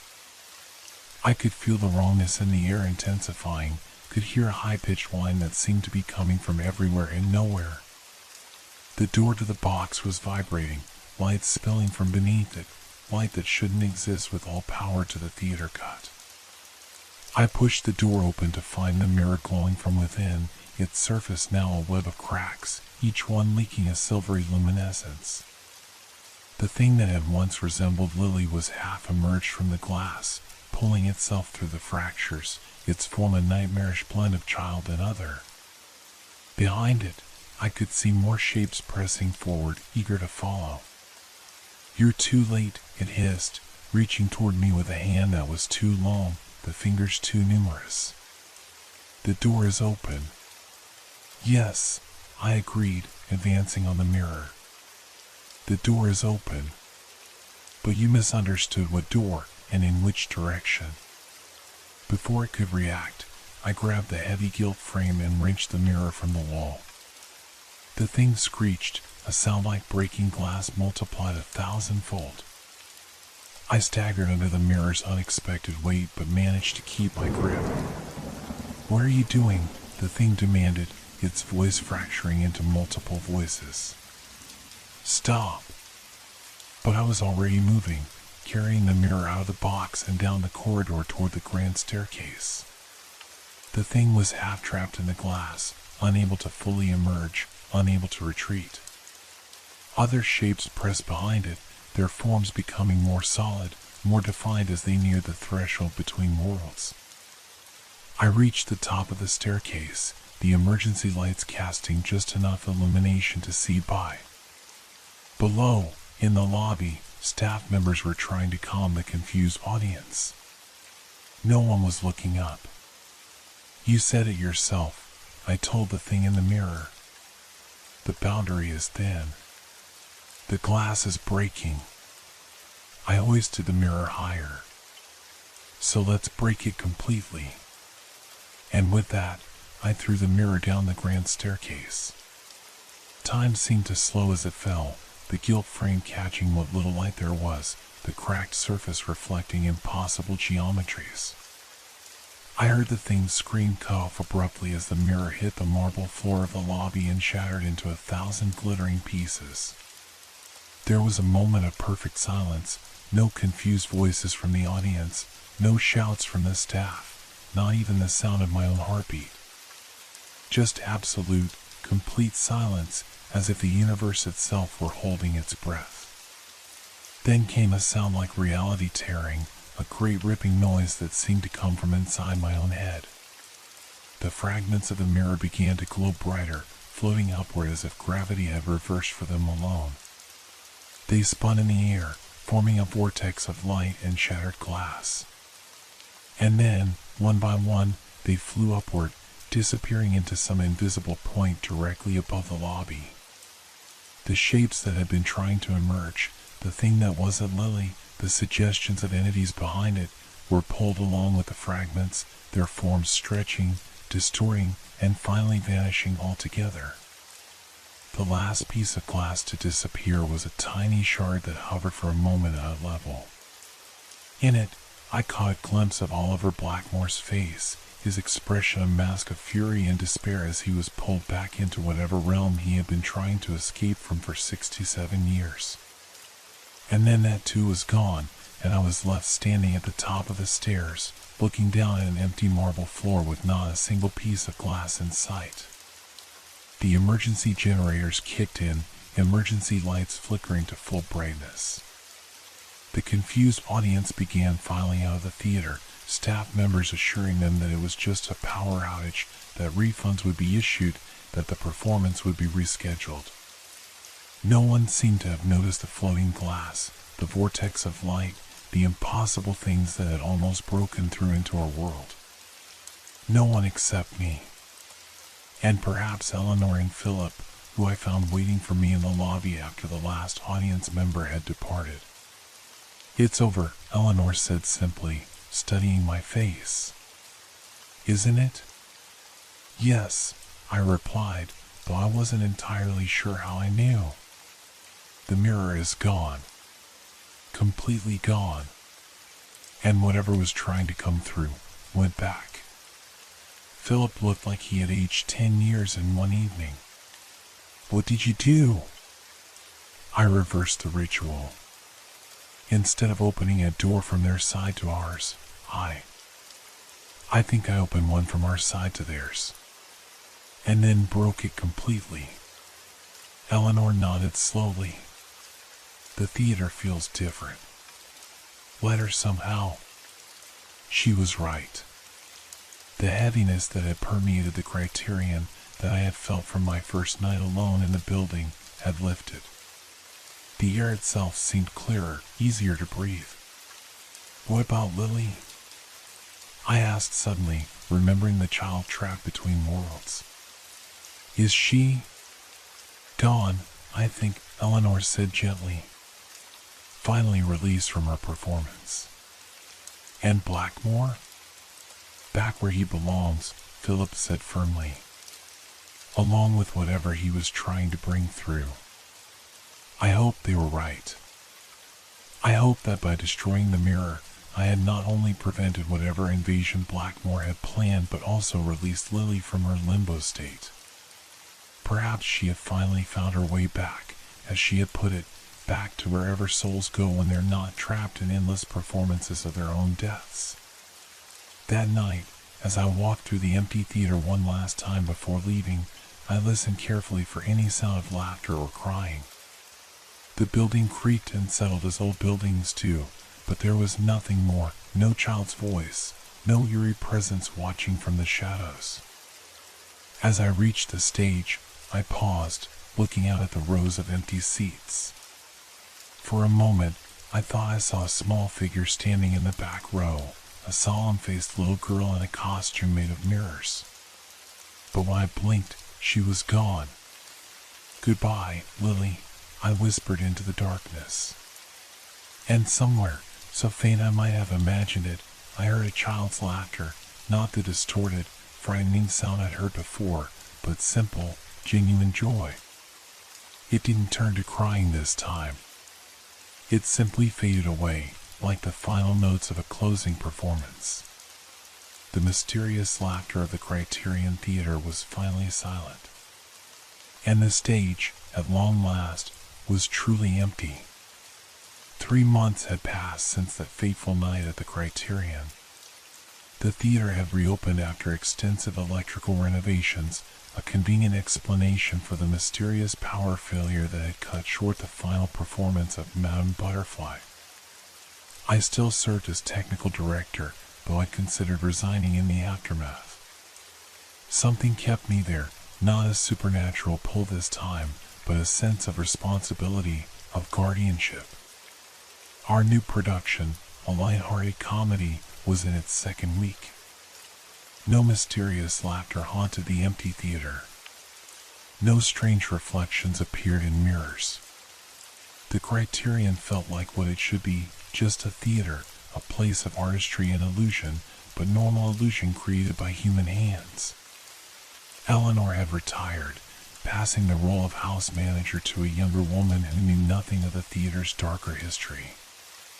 Philip remained, but we rarely spoke of what had happened. Some experiences create a bond that needs no discussion. I was working late one evening, finalizing lighting cues for the upcoming weekend, when I heard the door to the booth open behind me. I turned, expecting to see my assistant, but found a woman I didn't recognize, elderly, elegant, with a thoughtful expression. Margaret? I said, astonished. She smiled. I had to see for myself, she said, entering the booth. Had to be sure it was really over. I stood to offer her my chair. It is. No more laughter. No more crying. Margaret nodded, her gaze moving to the window overlooking the theater. I feel it. The heaviness is gone. She turned back to me. How did you do it? I explained what had happened that night, my realization about the direction of the doorway, throwing the mirror down the stairs, the vortex of glass that had pulled everything back to where it came from. A complete reversal, Margaret mused when I finished. So simple. All these years, and no one thought to try it. We were lucky, I admitted. If I'd been wrong. But you weren't. Margaret reached out, patted my hand. You found the third option I couldn't see. You saved the child without sacrificing another. Her words caught me off guard. Saved her? You mean Lily? Yes. Margaret's eyes were bright with unshed tears. I've carried the weight of what I did for so long, knowing she's finally at peace. She shook her head, unable to continue. We sat in comfortable silence for a moment, looking out at the empty theater. What will you do now? Margaret finally asked. After experiencing something like that, ordinary life must seem rather dull. I laughed softly. Ordinary is exactly what I want. Besides, I gestured at the lighting board. Theater has its own magic, the legitimate kind. Creating worlds with light and sound, helping stories come alive, that's enough mystery for me. Margaret nodded approvingly. A wise perspective. She stood slowly, leaning on her cane. I should go. My nurse is waiting downstairs, probably wondering why a 92-year-old woman insisted on visiting a theater at 9 o'clock at night. I walked her to the door. Thank you for coming. For everything. No, Daniel. Thank you. She paused at the threshold. Oh, I almost forgot. I brought you something.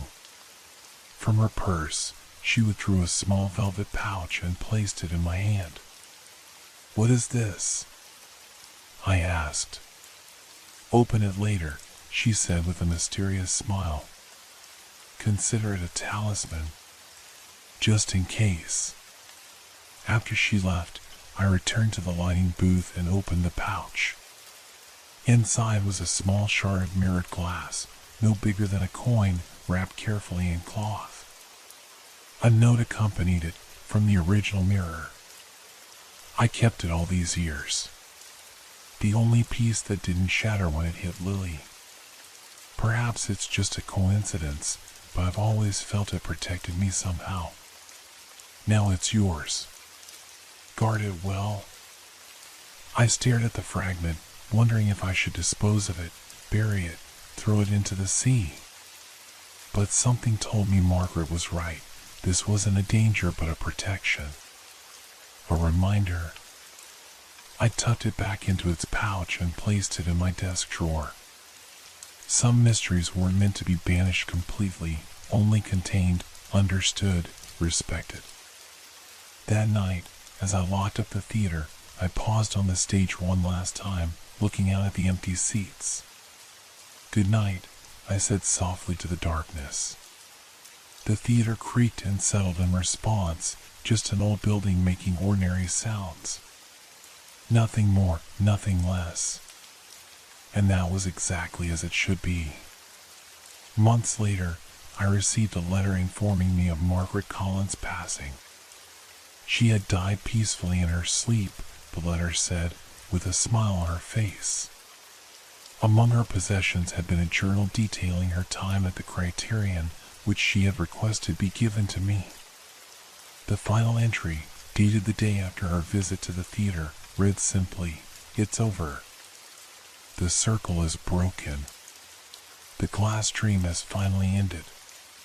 And I can rest now, knowing I didn't fail her after all." I placed the journal on my desk beside the velvet pouch containing the shard of mirror. Two relics of a story that had spanned generations, now concluded. The Criterion continues its performances season after season. New productions, new directors, new audiences. The old mysteries are forgotten or transformed into colorful anecdotes, ghost stories told by stagehands to newcomers, their darker implications lost to time. Sometimes, alone in the theater late at night, I imagine I hear faint echoes of the past, not Lily's laughter, but the accumulated whispers of countless performances, the residual energy of emotions portrayed on stage, lives briefly inhabited then set aside. That's the true magic of theater, after all. Not doors to other dimensions or rituals disguised as performances, but the simple, profound connection between actors and audience, the shared journey into imagination and back again. A journey that always brings us home.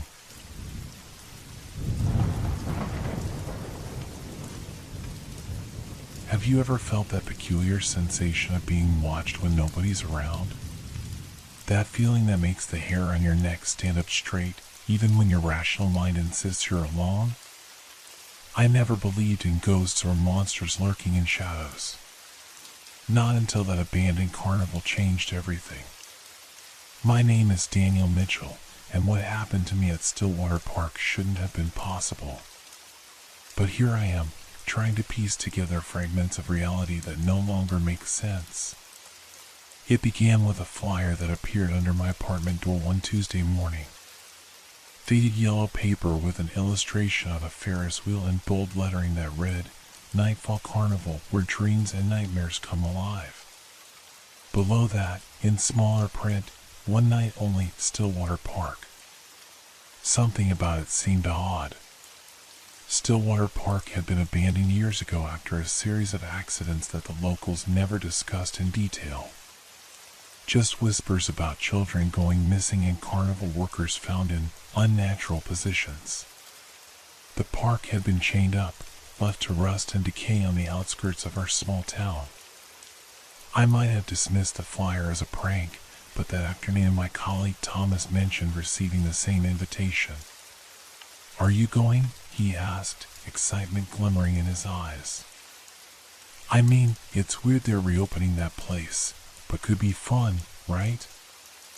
I shrugged noncommittally, but curiosity had already taken root in my mind. That evening, I researched Stillwater Park's history. The original carnival closed in 1987 after 5 children disappeared in one night. Police reports suggested they had wandered off, possibly kidnapped. But witnesses claimed something else, that the carousel horses had moved on their own, that the Hall of Mirrors had entrances but no exits. Despite my better judgment, Friday night found me driving down the overgrown access road towards Stillwater Park.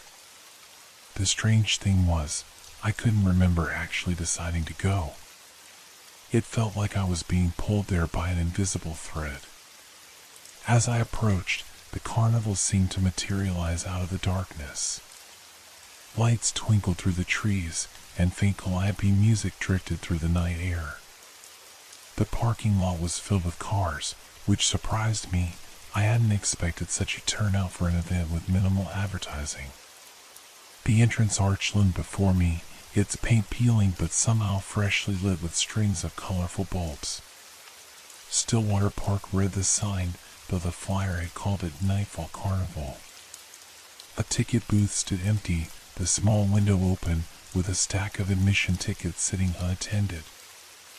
I took one, noticing how the paper felt damp between my fingers, though there had been no rain for weeks. As I passed through the turnstile, it squeaked with a sound that reminded me of a muffled scream. Inside, the carnival appeared both decrepit and operational, an impossible contradiction.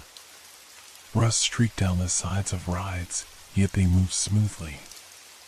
Paint chipped from every surface, yet the colors seemed vibrant under the lights. People milled about, but something about them seemed off. Their laughter echoed a beat too long. Their movements appeared slightly delayed, as if I was watching them through water. The air carried the expected sense of popcorn and cotton candy, but underneath lurked something else, a musty, metallic odor that reminded me of old pennies and wet soil. "Welcome, friend," said a voice behind me. I turned to find a tall figure dressed in an antique ringmaster's costume. His face was painted white, with exaggerated red lips stretched into a smile that revealed too many teeth. first time at our carnival? Yes, I replied, suppressing a shiver. I'm surprised to see it open again after all these years. The ringmaster's smile didn't waver, but his eyes, pale blue with pinpoint pupils, seemed to darken. Oh, but we've always been here, waiting for guests like you. The carnival never truly closes. It simply hibernates. Before I could respond, he gestured toward the central plaza with a white-gloved hand. Enjoy the attractions. The carousel is particularly popular. Everyone finds exactly the melt they deserve. He melted into the crowd before I could ask what he meant. I stood there, suddenly aware of a rhythmic thumping sound that seemed to be coming from everywhere and nowhere, like a massive heartbeat pulsing beneath the ground. As I walked deeper into the carnival, I noticed other oddities. The shadows cast by the attractions seemed to move independently of their sources. Children ran by laughing, but their feet made no sound against the pavement. A balloon vendor stood motionless, his merchandise floating at odd angles, defying the gentle breeze. I approached the carousel first, drawn by its ornate beauty. The carved animals weren't just horses but mythological creatures, griffins, chimeras, and beasts I couldn't name. They gleamed as if freshly painted, though up close I could see hairline cracks running through the lacquer like ancient veins. The carousel operator, an elderly man with sunken cheeks and eyes like black marbles, nodded at me. Choose wisely, he whispered as I stepped onto the platform. Once you mount, the ride continues until your journey is complete. Something in his tone made me hesitate, but the music swelled, a hypnotic melody that made rational thought difficult. I found myself moving toward a particular figure, a black stallion with ruby eyes that seemed to follow my movement. Its wooden flanks heaved slightly, as if breathing. As I placed my hand on the creature's mane, I could have sworn it felt warm and alive beneath my fingers. The wood pulsed with that same rhythmic thumping I'd felt throughout the park. Perfect choice, the operator said, his voice suddenly close to my ear though he hadn't moved from his station. He's been waiting for you. The carousel began to turn, slowly at first, then with increasing speed. The world beyond became a blur of lights and shadows. The music distorted, notes stretching and warping until they resembled cries of pain. I tried to dismount, but my hands wouldn't release the pole. The stallion's wooden head turned, impossible but happening before my eyes, its ruby gaze locking with mine. Going somewhere? It asked in a voice like splintering wood. That's when I noticed the other riders. Their faces had changed, flesh melting into expressions of pure terror as they fused with their mounts. A little girl's body was halfway absorbed into a unicorn's flank. A man's screaming face protruded from the chest of a sea serpent. The carousel spun faster, the centrifugal force crushing me against the stallion's back. I felt the wood softening, becoming adhesive, pulling me in. With a desperate surge of adrenaline, I wrenched myself free, tumbling from the carousel onto the hard ground. The operator's cackle followed me as I scrambled to my feet and ran. Heart pounding, I ducked behind a concession stand, trying to make sense of what I just experienced. Had I hallucinated? Was something in the carnival air affecting my perception? A tap on my shoulder made me jump. A woman stood there, early 30s, auburn hair, dressed normally in jeans and a green jacket. The first ordinary-looking person I'd seen all night. You saw it too, didn't you? She asked, her voice low and urgent. The way everything's wrong here? Who are you? I demanded, still shaking from my experience on the carousel. Rebecca, she said. Rebecca Lynn. I got the flyer too. I came because my brother disappeared here. 20 years ago. during the last night this carnival operated. I studied her face, seeing no deception there, only fear and determination. "I'm Daniel," I replied. "And yes, something is very wrong here. The carousel." "It's not just the carousel," Rebecca interrupted. "It's everything. Look around, but really look." Following her gaze, I focused on the crowd. At first glance, they appeared normal, families enjoying the carnival, couples holding hands, teenagers in groups. But as I watched, I noticed patterns. The same sequences of movement repeated. A child dropped ice cream, a mother knelt to clean it up, a father checked his watch, over and over again, in different parts of the park, performed by different people who looked just similar enough to go unnoticed. "They're like echoes," Rebecca whispered. "Moments trapped in time, playing on loop." "What is this place?" I asked, my mouth dry with fear. Rebecca's eyes filled with tears. "I think it's a trap. And we've just walked right into it." In the distance, the calliope music changed tempo, becoming slower, more deliberate. The lights dimmed slightly, and that underlying heartbeat grew stronger, vibrating through the soles of my shoes. "The night's just beginning," Rebecca said, her voice tight with fear. "And I don't think we're meant to see the morning."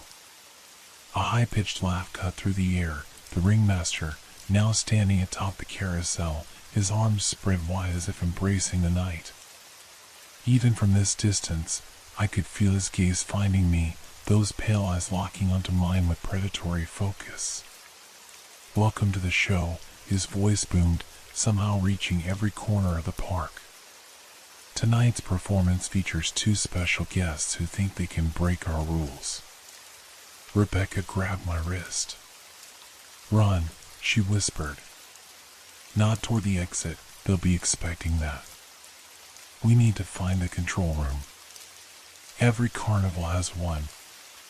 As we slipped away into the shadows between attractions, I couldn't shake the feeling that we were playing directly into their hands, that every step was taking us deeper into a trap laid long before we'd ever received those faded yellow flyers.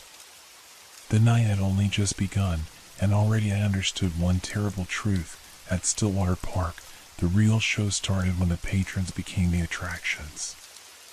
What happens when the walls around you stop obeying the laws of physics? When reflections move independently of their owners? Rebecca and I crept through the carnival service corridors, navigating a maze of rusted pipes and electrical conduits. The farther we moved from the main midway, the more the veneer of normalcy fell away. Paint peeled in long strips that writhed like worms when we weren't looking directly at them. Water dripped upward from puddles on the ground.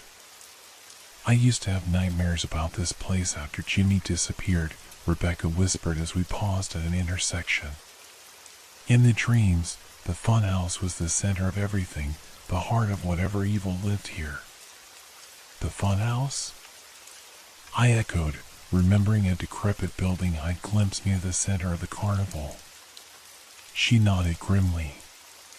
"That's where the children went missing. Where my brother was last seen.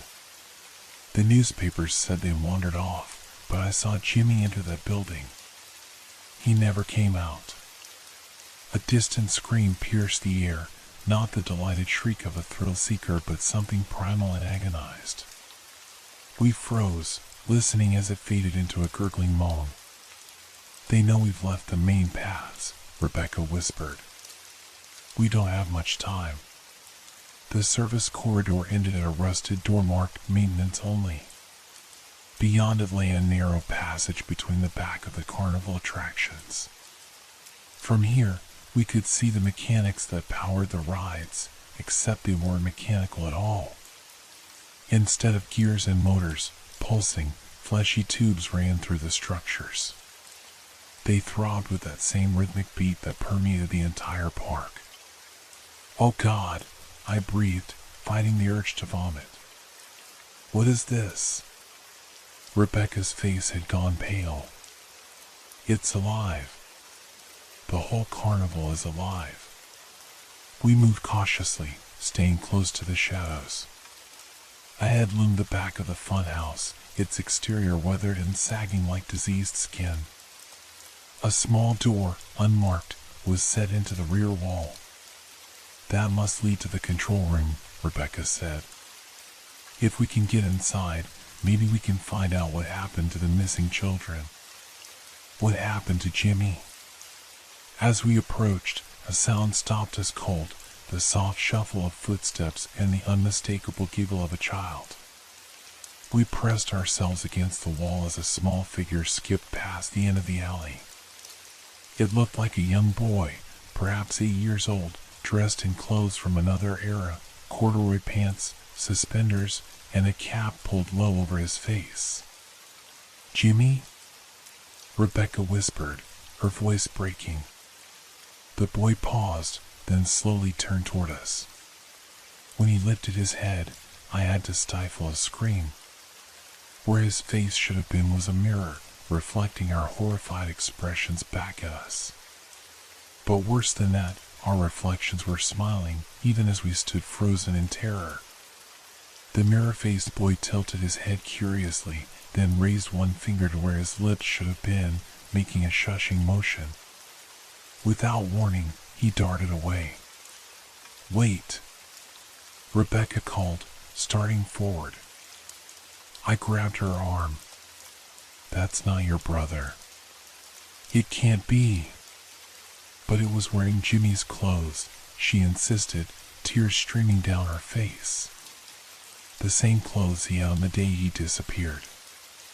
Before I could respond, a metallic groan echoed around us as rides throughout the carnival ground to a halt. The pulsing tubes constricted, and the ambient lighting dimmed to a bloody red glow. "Ladies and gentlemen," the ringmaster's voice boomed through hidden speakers, "we have 2 lost souls in need of direction. A reward for anyone who guides them to the funhouse. The show cannot begin without our stars." Pinpricks of light appeared throughout the carnival, dozens of mirror faces reflecting the red glow, all turning in our direction. "Run!" I shouted, pulling Rebecca toward the unmarked door. It was locked, the handle refusing to budge under my desperate grip. Rebecca pushed me aside and pulled a small multi-tool from her pocket. "I came prepared," she said grimly, working on the lock. "I've been planning this for 20 years. Behind us, the shuffle of footsteps grew louder. Mirror-faced children emerged from every shadow, converging on our position with unnatural, jerking movements. "Rebecca, hurry," I urged, watching in horror as the nearest mirror child extended an arm that stretched like taffy, reaching for us from an impossible distance. The lock clicked, and we tumbled through the door, slamming it shut behind us. Rebecca jammed her multi-tool into the mechanism to block it temporarily. We found ourselves in a narrow control room lined with ancient switchboards and monitor screens. Most screens showed static, but a few displayed various areas of the carnival. On one, I could see the carousel still spinning, its riders now fully absorbed into their mounts, wooden bodies twisted in agony. "This can't be the original control room," I said, examining the dust-covered equipment. "This technology is more recent than 1987. "Because the carnival keeps updating itself," Rebecca replied, her attention fixed on a large blueprint spread across a central table. "It adapts, evolves. It feeds, then hibernates, then awakens hungrier than before." I joined her at the table, studying the blueprint. It showed the layout of the entire carnival, but at its center, where the funhouse should have been, was a large spiral design that pulsed with faint luminescence. "What is that?" I asked, reaching toward it. Rebecca caught my wrist. "Don't touch it. Look closely." Peering at the spiral, I realized with dawning horror that it was composed of tiny screaming faces, thousands of them, arranged in concentric circles that appeared to descend below ground level.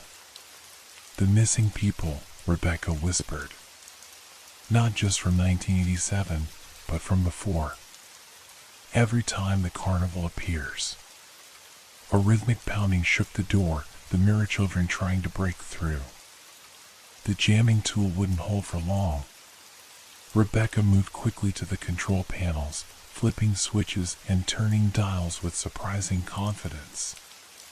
We need to disrupt its power source, she explained. Jimmy used to talk about the heart of the funhouse before he disappeared. He said he could hear it beating at night, calling to him. The monitors flickered, images changing to show the interior of the funhouse. What should have been simple maze corridors and trick mirrors had transformed into something organic, walls of glistening tissue, floors that rippled like water with each pulse of that omnipresent heartbeat. And at the center, suspended in a chamber of its own, hung a massive, grotesque heart, not human, not animal, but something ancient and wrong. Tubes extended from it to every part of the carnival, pumping not blood but a luminescent fluid that gave life to the attractions. There, Rebecca pointed, her voice barely audible. That's what controls everything. The pounding at the door grew more insistent. Metal hinges groaned under the assault. We have to get to it, I said, searching the control panel for anything that might help us. But how? Rebecca's eyes narrowed as she studied the blueprints again. There's a maintenance tunnel that runs directly beneath the carnival. It would take us straight to the chamber under the funhouse. She pointed to a hatch in the floor that I hadn't noticed before. That's our way in. Just as she spoke, the door burst open. Mirror-faced children poured into the room, their reflective surfaces now showing not our faces but scenes of torture and dismemberment. Behind them stood the ringmaster, his painted smile wider than humanly possible. Trying to peek behind the curtain, he asked, wagging a finger as if scolding naughty children. The show is out there, where the audience can see you transform. I grabbed a chair and swung it at the nearest mirror child. The glass face shattered, but instead of blood or machinery, thousands of tiny insects poured from the broken surface, swarming toward us with angry buzzing. Rebecca yanked open the floor hatch. Down. Now. I didn't hesitate, dropping into darkness as the insects engulfed the space where I'd stood seconds before. Rebecca followed, pulling the hatch shut above us. We landed on damp concrete in near total darkness. The passage was narrow and low, forcing us to crouch as we moved forward. The walls felt organic, slick with some kind of mucus that seemed to pulse beneath my fingertips. The beating sound was deafening here, reverberating through the tunnel with each pulse. We're inside its circulatory system, Rebecca said, her voice tight with disgust and fear. These tunnels are like veins, carrying energy throughout the carnival. We pushed forward, the passage gradually widening until we could stand upright. The darkness gave way to a sickly green luminescence emanating from the fluid flowing through transparent tubes that lined the walls. Rebecca, I asked, a terrible thought occurring to me, how did you know about these tunnels? About the control room? You seemed too prepared for someone who just received a flyer. She didn't turn around, but her pace slowed slightly. Because I've been researching this place my entire adult life. The flyer didn't just appear randomly, I summoned it. You what? I stopped walking, suddenly aware of how vulnerable I was. She turned then, her face illuminated by the eerie green glow. I needed to get inside. To find Jimmy. I performed the ritual described in the original Carnival Master's Journal, a blood offering under the full moon at the site where the carnival last stood. And what about me? Why was I invited? A flicker of guilt crossed her face. The ritual required a second sacrifice. Someone with no connection to previous victims. Someone expendable. The revelation hit me like a physical blow. You brought me here to die. Not exactly, she said, her voice softening. I brought you here as insurance.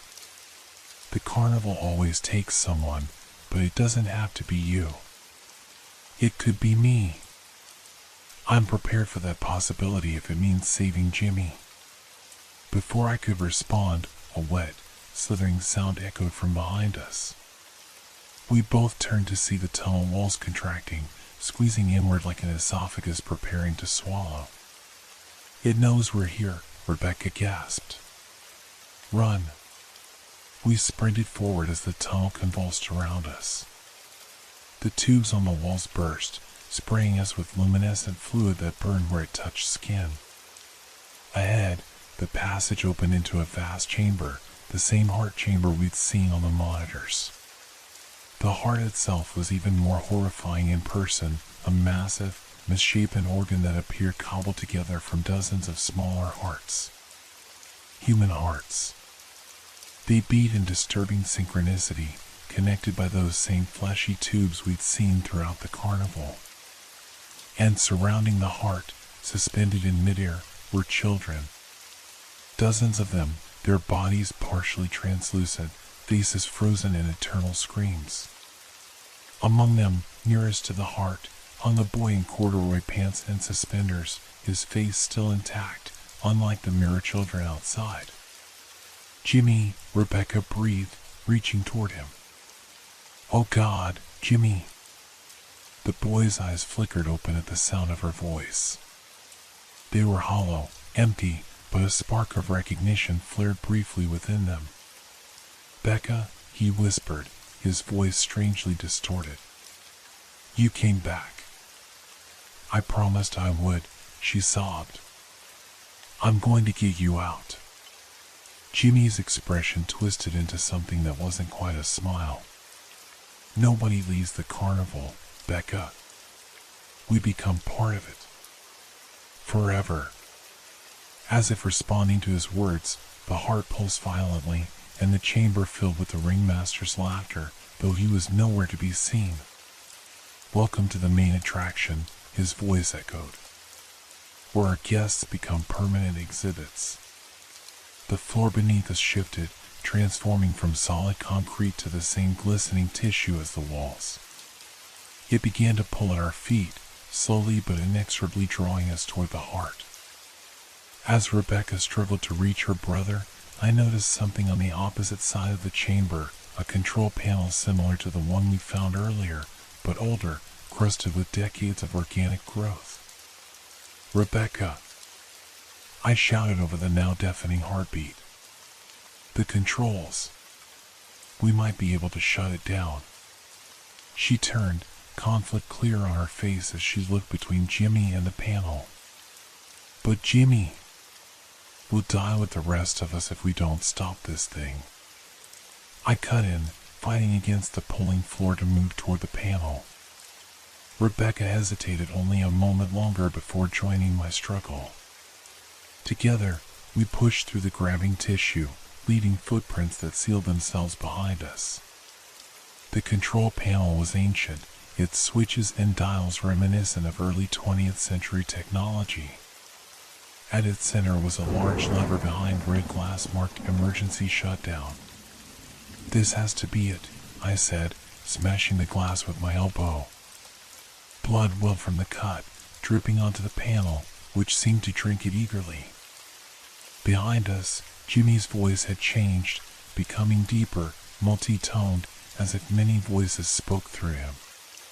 Stop them, he commanded, and the suspended children began to twist in their aerial prisons, reaching toward us with elongated limbs. Now, Rebecca! I shouted, grabbing the lever. She placed her hand over mine, tears streaming down her face. I'm sorry, Jimmy, she whispered. But this has to end. Together, We pulled the lever down. The heart convulsed violently, its rhythm faltering. The tubes connected to it began to burst one by one, spraying the luminescent fluid across the chamber. The children suspended around it screamed in unison, a sound of such agony that I had to cover my ears. "You've killed us all," Jimmy roared, his form distorting as the heart's beats grew erratic. "The carnival cannot die. It will only sleep and return stronger." The chamber began to collapse around us, walls falling away to reveal the night sky above. Throughout the carnival, attractions crumbled and twisted on themselves. The screams of trapped patrons filled the air, then abruptly ceased. Rebecca reached for her brother one last time as his form began to dissolve. "I'm sorry," she sobbed. "I tried to save you."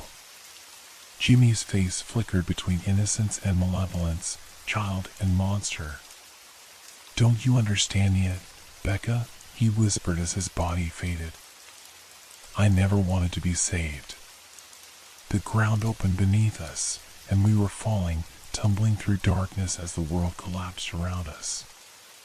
The last thing I heard before consciousness slipped away was the ringmaster's fading laughter and a promise carried on the night wind. Until next time. Do you know what it feels like to wake up inside your own nightmare? To open your eyes and find yourself exactly where you most fear to be? Consciousness returned to me in waves. First came sensation, cold, hard ground beneath my back. Then smell, damp earth and rusting metal. Finally sound, the distant echo of calliope music, faint but unmistakable. I opened my eyes to find myself lying on the packed dirt floor of what appeared to be a storage shed. Moonlight filtered through cracks in the wooden walls, illuminating dust motes that danced in the air with deliberate, almost sentient movement. "You're awake," Rebecca's voice came from somewhere to my left. I turned to see her sitting against a stack of rotting crates, her face streaked with dirt and dried blood. "I was beginning to think you wouldn't." "What happened?" My voice sounded wrong in my ears, delayed, as if my words were echoing back from a great distance. "I thought we shut it down." Rebecca laughed humorlessly. "We did. And then we woke up still inside it. The park won't let us leave that easily." I struggled to sit up, my head spinning with the effort. "How long was I out?" "Hard to tell. Time doesn't work normally here." She gestured to her wristwatch, which I now noticed was spinning rapidly, the hands whirling around the face without pattern. "But the moon hasn't moved, so maybe minutes? Hours? Does it matter?" Rising to my feet, I moved to a grimy window. Outside, Stillwater Park lay in ruins, rides collapsed into twisted heaps, booths splintered and torn. Yet despite the destruction, faint lights still pulsed beneath the wreckage, like a creature playing dead while planning its next move. "The heart," I said suddenly. "Did we destroy it?" Rebecca shook her head. "Damaged it, maybe. But destroy? No. The carnival is like a starfish, cut off a piece, and it regrows. It's already healing itself. Then we need to get out before it does." I tried the shed door, finding it mercifully unlocked. "Come on." The midway was a scene from a war zone. The Ferris wheel had collapsed onto the carousel, the merged rides forming a grotesque sculpture of metal and wood. Booth awnings flapped in a wind that shouldn't exist, creating shadows that moved against the direction of the moonlight. And everywhere, scattered across the grounds like discarded toys, were the bodies of carnival goers, their forms half melted into the attractions they'd been riding when we pulled the shutdown lever. "Don't look at them," Rebecca warned, pulling me forward. "If you look too long, you might see someone you know." We navigated through the debris, heading toward what we hoped was the main entrance. The going was slow, The ground kept shifting beneath our feet, sometimes solid, sometimes viscous, as if the earth itself couldn't decide what form to take. "How do you know so much about this place?" I asked, the question that had been burning in my mind since the control room. "You said you summoned the carnival, but there's more to it, isn't there?" Rebecca was silent for several steps before responding. "My family has a history with Stillwater. My grandfather was one of its original investors back in 1932. When children started disappearing, he tried to shut it down. Then he disappeared too." She paused to navigate around a fallen light pole. "The carnival has appeared every 40 years since then, always in different locations, always taking new victims. Always taking someone from my family. My father in 1947. My cousin in 1987. Then Jimmy." "But that doesn't match the timeline you mentioned earlier," I said, confusion deepening. "You said Jimmy disappeared 20 years ago." Rebecca's expression darkened. "I lied. Jimmy disappeared 40 years ago. I was 8 years old. He was my twin brother." I stopped walking, staring at her in disbelief. "That's impossible. You're in your early 30s at most." "Am I?" She turned to face me fully, and in the moonlight, her features seemed to shift, appearing younger, then older, then settling back into the face I recognized. Time works differently for those touched by the carnival. I haven't aged normally since that night. Before I could process this revelation, a sound cut through the night, children's laughter, high and musical, coming from all directions at once. "They're hunting," Rebecca whispered, pulling me behind a demolished concession stand. "The mirror children. They're the carnival scouts." We crouched in silence as childish giggles drew nearer.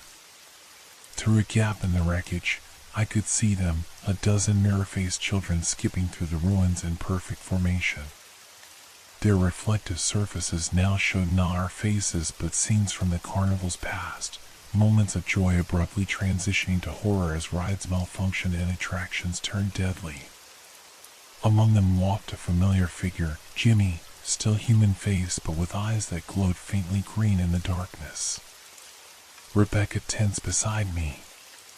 "He's leading them now," she whispered, voice tight with grief. "The carnivals turned him into a hunter." The procession passed without spotting us, disappearing into the twisting paths of the ruined midway. When the sound of their laughter had faded, we continued our careful progress toward the entrance. "If we can just reach the perimeter," Rebecca said, "we might be able to break through. The carnival's at its weakest after a shutdown." We rounded a corner and found ourselves facing the entrance arch, its lights now dark, the sign hanging askew. Beyond it lay the parking lot and, hopefully, freedom. But between us and escape stood the ringmaster. He no longer maintained even a pretense of humanity. His tall, slender form had elongated further, limbs bending at impossible angles. His painted face had split open, revealing not flesh and bone but a swirling vortex of mirror shards that reflected fractured images of everyone who had ever entered the carnival. Leaving so soon, his voice resonated not through air but directly inside my mind, a buzzing, scraping sensation like insects crawling behind my eyes. "But the next performance is about to begin. We've saved you both starring roles." Rebecca stepped forward, shoulders squared despite her obvious fear. "We shut down your heart. Your carnival is dying." The ringmaster's laugh sent jagged pain through my skull. "Dying? No, my dear. Transforming. Every cycle requires new blood, new energy. You've simply accelerated the process." He gestured broadly at the ruins around us. As if responding to his movement, the broken rides began to shudder and reform. Metal straightened, would knit back together, and lights flickered back to life, but everything was wrong, twisted. The carousel horses now had human faces. The Ferris wheel seats had become gaping mouths lined with needle teeth. You see, the ringmaster continued, destruction is merely recreation for us. And you provided such wonderful new material to work with. From the shadows emerged the Mirror Children, now joined by new recruits, carnival goers whose bodies had been reshaped into grotesque parodies of themselves.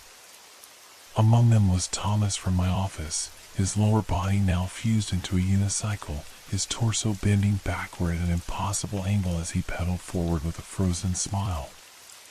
"What do you want from us?" I demanded, fighting to keep my voice steady. The ringmaster's form rippled, contracting and expanding like a lung taking a deep breath. "What? We want what all entertainers want, an audience. Participants. Sustenance." His swirling face settled momentarily into a semblance of human features. "But from you two specifically? You're both so special. Connected to our history. Perfect vessels for the next generation of attractions." "No," Rebecca said firmly. "You've taken enough from my family. This ends tonight." She reached into her pocket and pulled out something I hadn't seen before, a small, ornate key made of tarnished brass. "My grandfather's final failsafe," she explained, not taking her eyes off the ringmaster. "The master key to Stillwater Park. It controls more than just locks." The ringmaster's composed demeanor faltered for the first time. "Where did you get that?" His voice had lost its resonance, sounding suddenly desperate, almost human. Rebecca smiled grimly. "Family heirloom. Passed down specifically for this moment." Without warning, she sprinted toward the nearest intact attraction, the fun house, which had partially reformed from its earlier destruction. The ringmaster howled, a sound that shattered the remaining intact bulbs throughout the park, plunging areas into darkness. "Stop her," he commanded, and the assembled abominations lurched into pursuit. I should have run for the exit while I had the chance. Instead, I found myself following Rebecca, weaving through the grasping hands of former carnival goers and the stretching limbs of Mirror Children. Rebecca reached the funhouse door and jammed the key into its lock. The structure shuddered as if in pain, the door swinging open to reveal not the expected maze of mirrors but a swirling vortex of memories, scenes from the carnival's history playing out in 3 dimensions. "Daniel," she shouted over the cacophony of screams and calliope music that poured from the opening. "We have to go through together." I reached her just as the ringmaster's elongated arm shot toward us, fingers stretching into bladed points. Dodging the attack, I tumbled through the door after Rebecca, falling into the whirlpool of memories. We were everywhere and everyone at once.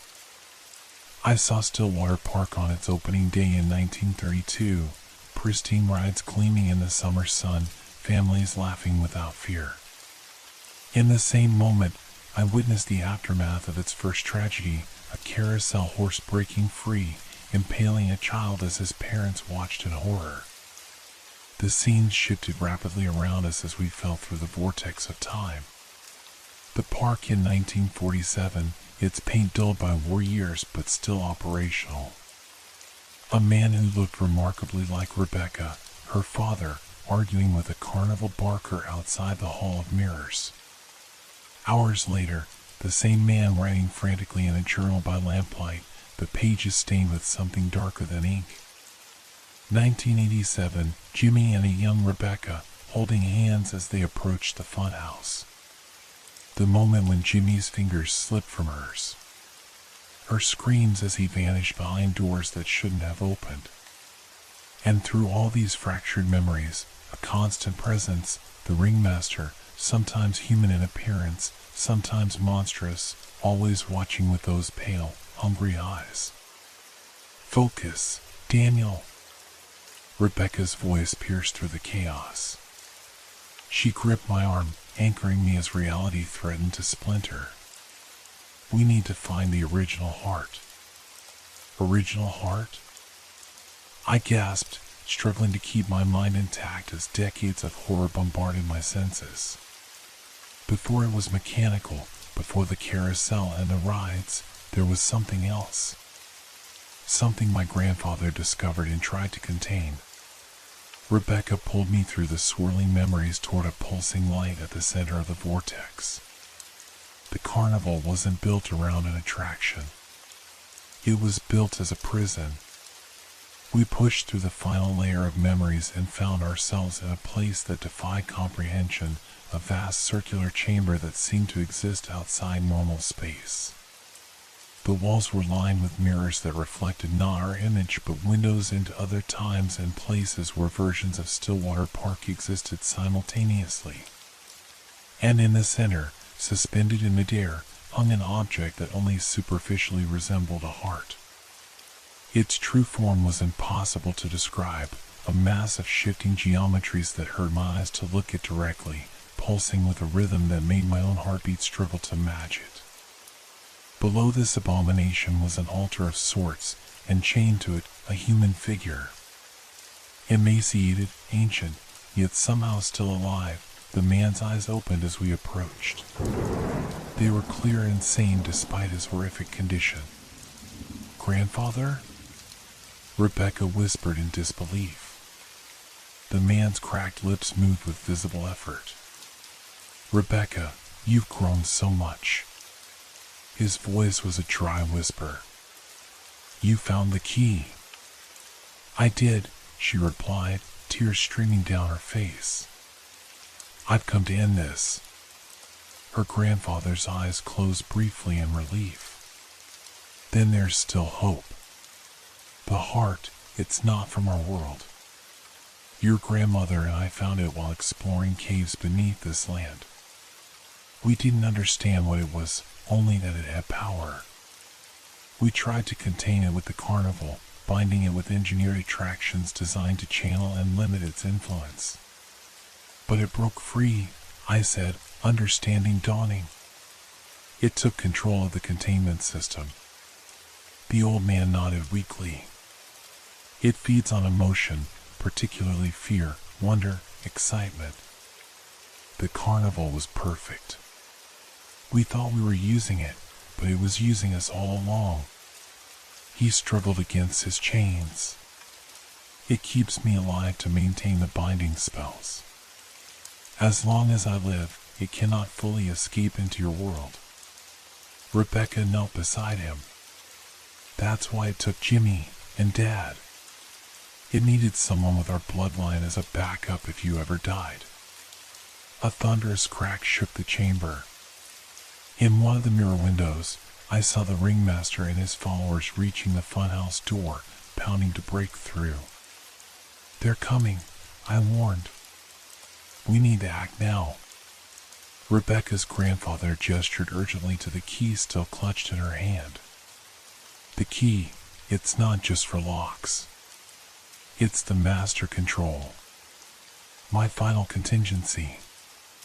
Use it on the heart itself." "But you'll die," Rebecca protested. He smiled sadly. "I died 4 years ago, child. This isn't living." His eyes shifted to me. "You're connected now too. The carnivals mark you both. It will hunt you across time if you don't end this tonight." Another crack, louder than the first. The mirror windows began to shatter one by one, each breaking reality slightly more as the ringmaster forced his way in. Rebecca squared her shoulders and approached the floating heart, key extended before her. The object's pulsations increased frantically, sending waves of vertigo through the chamber. I stumbled, catching myself on the edge of the altar. "Cover your eyes," Rebecca shouted, raising the key. As the ringmaster burst through the final barrier, Rebecca plunged the key into the center of the impossible heart. Light erupted from the point of contact, blinding, searing light that burned through my closed eyelids and set my nerves on fire. The ringmaster's scream merged with the sound of reality tearing itself apart. I felt Rebecca's hand find mine in the chaos, gripping with desperate strength as the floor dissolved beneath us. "Hold on," she cried over the deafening cacophony. "Whatever happens, don't let go." The world collapsed inward, compressing into a single point of excruciating pressure before exploding outward in all directions. My consciousness scattered like dust in a hurricane, fragments of self whirling through void and nothingness. Then, silence. Absolute and profound silence, broken only by the sound of my own breathing and the beating of my heart. I opened my eyes to find myself lying on cold, dew-dampened grass. Above me spread a clear night sky, stars gleaming with normal, non-sentient light. Beside me lay Rebecca, unconscious but breathing steadily. We were in a field, an empty field where Stillwater Park had once stood. No rides, no funhouse, no mirror children. Nothing but overgrown grass and scattered concrete foundations, the abandoned bones of a place long forgotten. Rebecca stirred, her eyes fluttering open. For a moment, confusion clouded her face, then understanding and disbelief. "We did it," she whispered, sitting up slowly. "Is it over?" Before I could answer, a sound drew our attention, a soft whimpering from nearby. We turned to find a figure huddled at the base of a crumbling ticket booth foundation. It was a boy in corduroy pants and suspenders. "Jimmy?" Rebecca called hesitantly, rising to her feet. The boy looked up, his face tear-streaked but normal, human, not mirrored. He appeared exactly as he had 40 years ago, not a day older. "Becca," he responded, voice small and frightened. "What happened?" "The funhouse. It wouldn't let me out." Rebecca ran to him, dropping to her knees and pulling him into a fierce embrace. "You're safe now," she sobbed. "It's over." I approached more cautiously, scanning our surroundings for any sign of deception or danger. The field remained empty, peaceful. In the distance, dawn was beginning to lighten the eastern sky. "Rebecca," I said softly, "is it really him?" She pulled back, studying her brother's face intently. "Yes," she finally answered. "It's really Jimmy." The carnival existed partly outside normal time, that's why he hasn't aged. She smoothed his hair gently. "And why I aged so slowly?"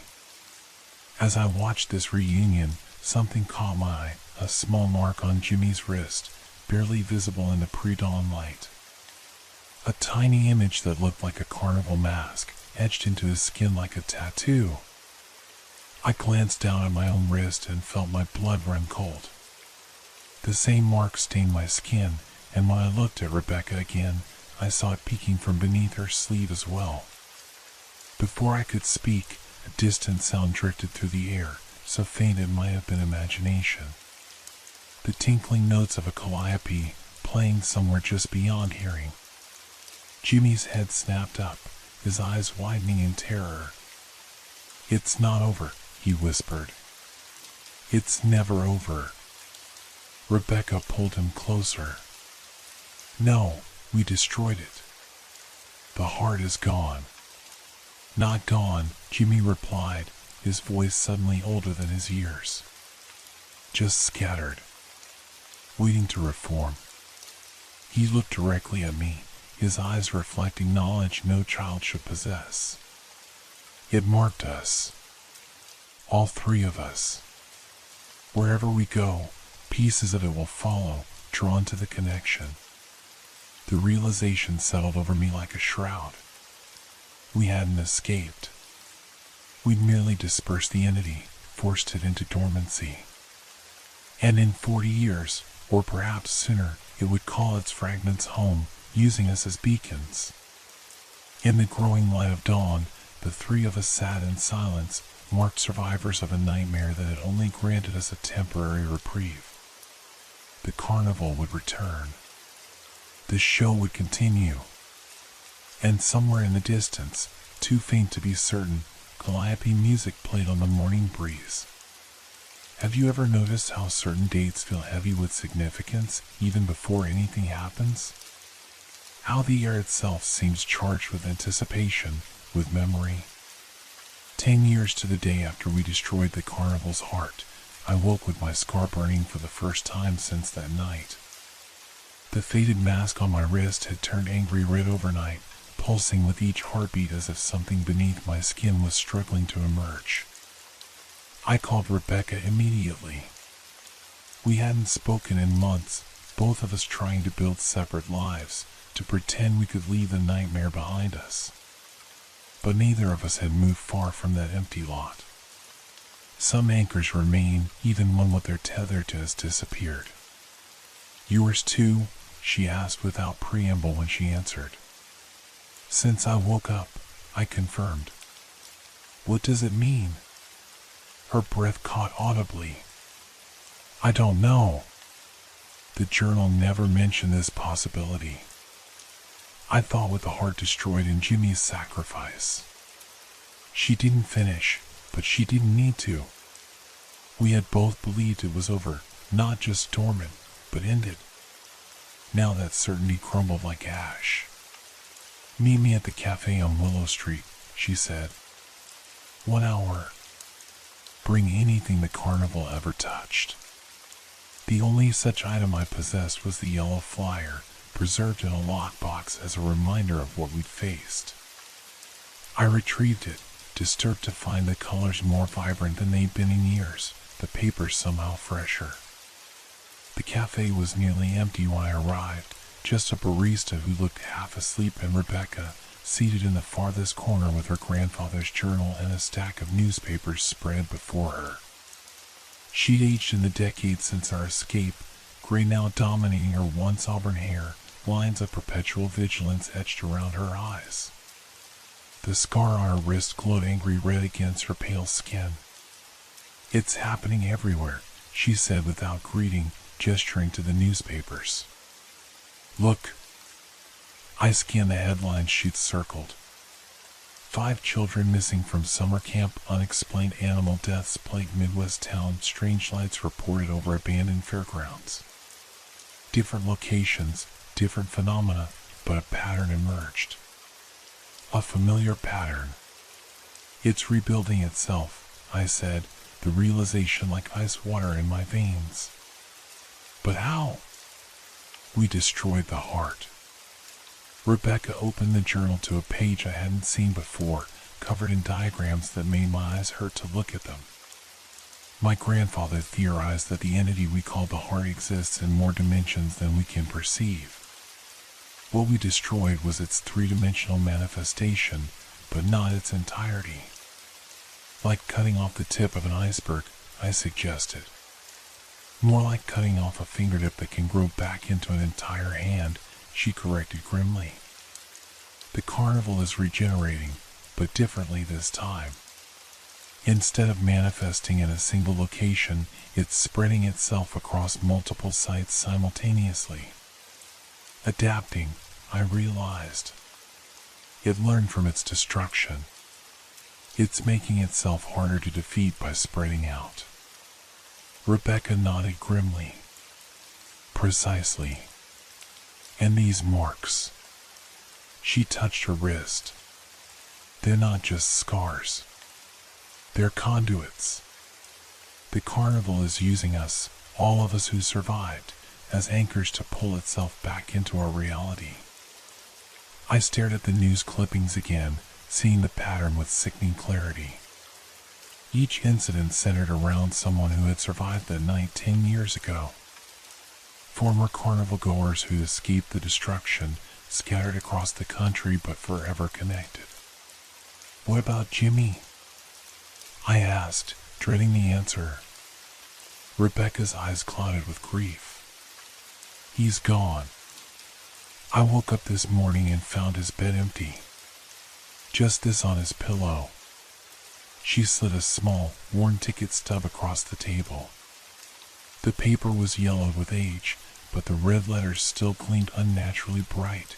It meant one Stillwater Carnival final performance. My blood ran cold. Final performance? The carnival isn't just rebuilding, Rebecca whispered. It's planning a finale. One last show to gather all its fragments back together, including us. She turned the journal to its final pages, showing me her grandfather's frantic last entries. The entity can't be destroyed conventionally because it doesn't fully exist in our dimension. But there might be a way to bind it permanently. The cafe lights flickered, and for a moment, I heard distant calliope music mixed with children's laughter. We need to find all the survivors, I said, my resolve hardening. Everyone who carries a mark. And then what? Rebecca asked. Then we finish what we started. We attend the final performance on our terms. Over the next 3 weeks, we track down 17 survivors, each bearing the same mask-shaped scar, each experiencing the same nightmares and visions. Some refused to acknowledge what was happening, having built walls of denial so thick even the carnival's call couldn't penetrate. Others had been waiting, like us, sensing the inevitable return. Together, we formed a reluctant alliance. The carnival's unwilling heralds now turned into its opposition. And then, 30 days after my scar first burned, every marked survivor received the same invitation, materializing in different ways, slipped under doors, appearing in mailboxes, found inside locked drawers. Stillwater Carnival, grand reopening, one night only, attendance mandatory for marked guests. The show cannot end without its stars. Below the text was an address, an abandoned amusement park outside Chicago that had closed decades ago after a series of tragic accidents. It's a trap, one of the survivors argued during our hastily arranged meeting.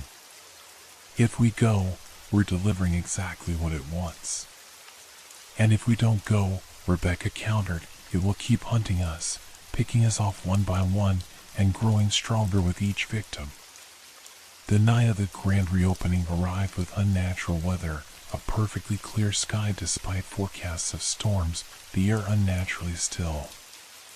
23 of us gathered at the perimeter of the abandoned park, each carrying items retrieved from Rebecca's grandfather's journal, salt, iron filings, and small mirrors facing outward. The park should have been a crumbling ruin after 30 years of abandonment. Instead, it stood fully restored, lights blazing against the night sky, rides turning with impossible smoothness. Carnival music drifted through the air, carrying notes that made my teeth ache and my mark burn. At the entrance, a familiar figure waited, the ringmaster, now wearing Jimmy's face like an ill-fitting mask. Welcome home, he greeted us, arms spread wide in mock hospitality. Your seats await. The final performance cannot begin without its stars. Rebecca stepped forward, her voice steady despite the tremor in her hands. Where is my brother? The real Jimmy? The ringmaster's smile stretched too wide. Waiting in the wings, of course. He's our guest of honor tonight. He gestured toward the park center, where a newly constructed tent rose higher than should have been physically possible, its peak disappearing into unnatural darkness overhead. After you, he purred. We entered in formation as planned, the strongest willed survivors on the outside, forming a protective ring around those whose marks had begun to bleed and transform. Together, we moved through the carnival grounds, past attractions that shifted subtly when viewed directly, carousel horses with too many teeth, a Ferris wheel whose geometry changed between blinks. Mirror children watched from shadows, their reflective faces showing not our current selves but the people we had been 10 years ago, younger, unmarked, unaware of the horror awaiting us. The big top loomed closer, its entrance flanked by twin statues I recognized with revulsion, Rebecca's father and grandfather, frozen in postures of perpetual terror, their stone faces silently screaming warnings we had already heeded too late. Inside, the tent defied spatial logic, larger inside than out, the ceiling opening to a void where stars moved in unfamiliar constellations. Surrounding a central ring were hundreds of empty seats, waiting to be filled. "Please," the ringmaster gestured to the front row, "your reserved seating." Instead of complying, we formed a circle in the center ring, just as Rebecca's grandfather had instructed in his journal. Back to back, we faced outward as the tent entrance sealed itself shut. "The closing night of any performance is bittersweet," the ringmaster announced, his voice echoing from everywhere and nowhere. "But tonight is special. Tonight, the carnival doesn't just end, it transcends." From the shadows emerged the missing Jimmy, the children from the summer camp, dozens of others collected over the decades. Their eyes glowed with the same unnatural green light we'd seen before, their movements synchronized as they surrounded our circle. "The problem with our previous incarnation," the ringmaster continued, pacing around us, "was its vulnerability. Concentration in a single heart, a single location." He clicked his tongue disapprovingly. "Such an elementary mistake. This time, we've distributed ourselves across multiple hearts, 23, to be precise." With growing horror, I understood. "Us," I whispered. "We're the new hearts." Rebecca clutched her grandfather's journal tighter. "That's why it let some of us escape that night. It needed vessels." The ringmaster applauded mockingly. "Clever as always, Rebecca. Yes, for 10 years you've been incubating fragments of our essence, growing them, nurturing them. And tonight, they'll blossom fully, transforming each of you into a perfect smaller version of our collective. The carnival will never again be vulnerable to destruction because it will exist in multiple places simultaneously. Now," he commanded, spreading his arms wide, "let the final transformation begin." Our marks burned with sudden, excruciating pain. I felt something squirming beneath my skin, pushing outward, reshaping me from within.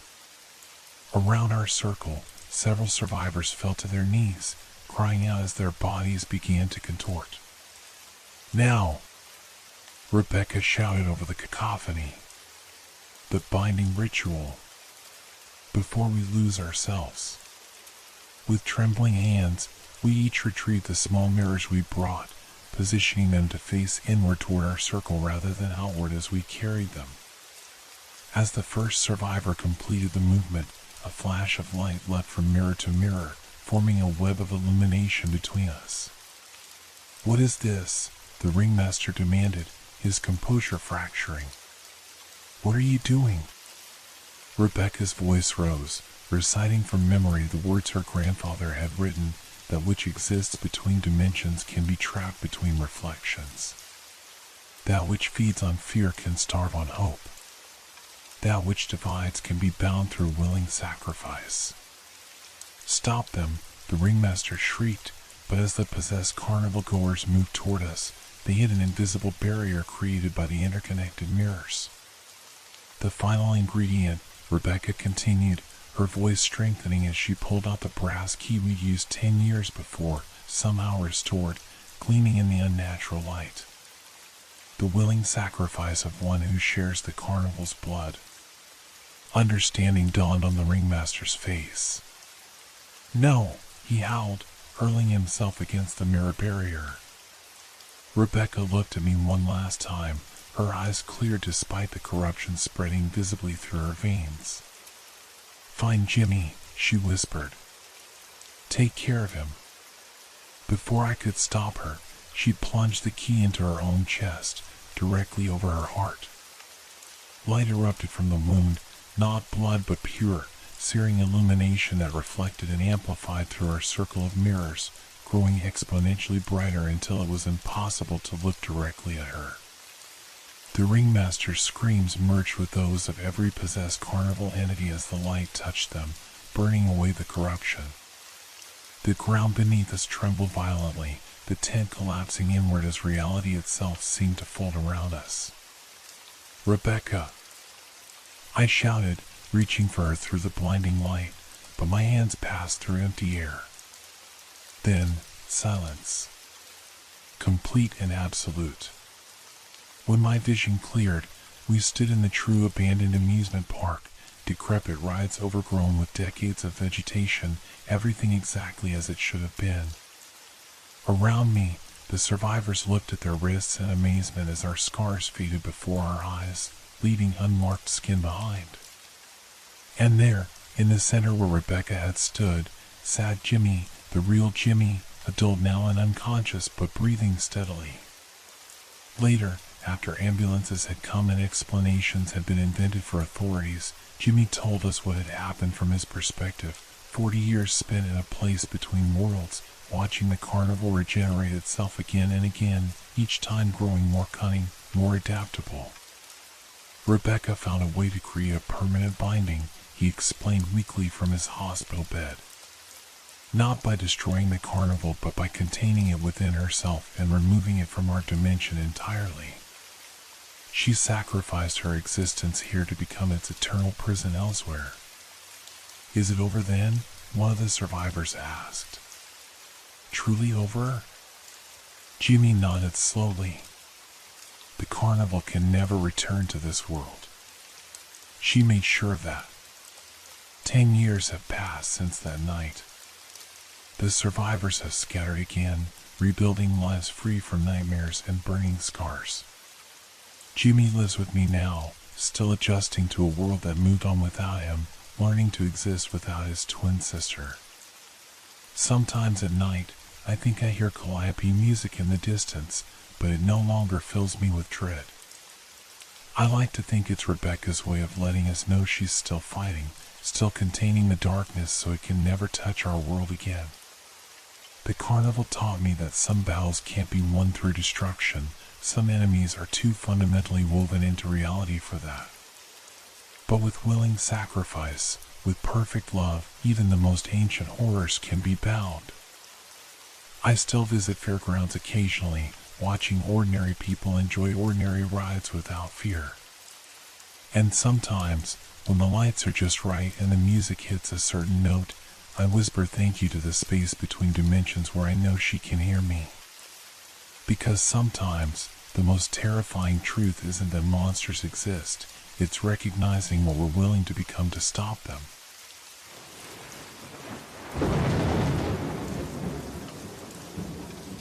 Hope your dreams are filled with fear. Good night.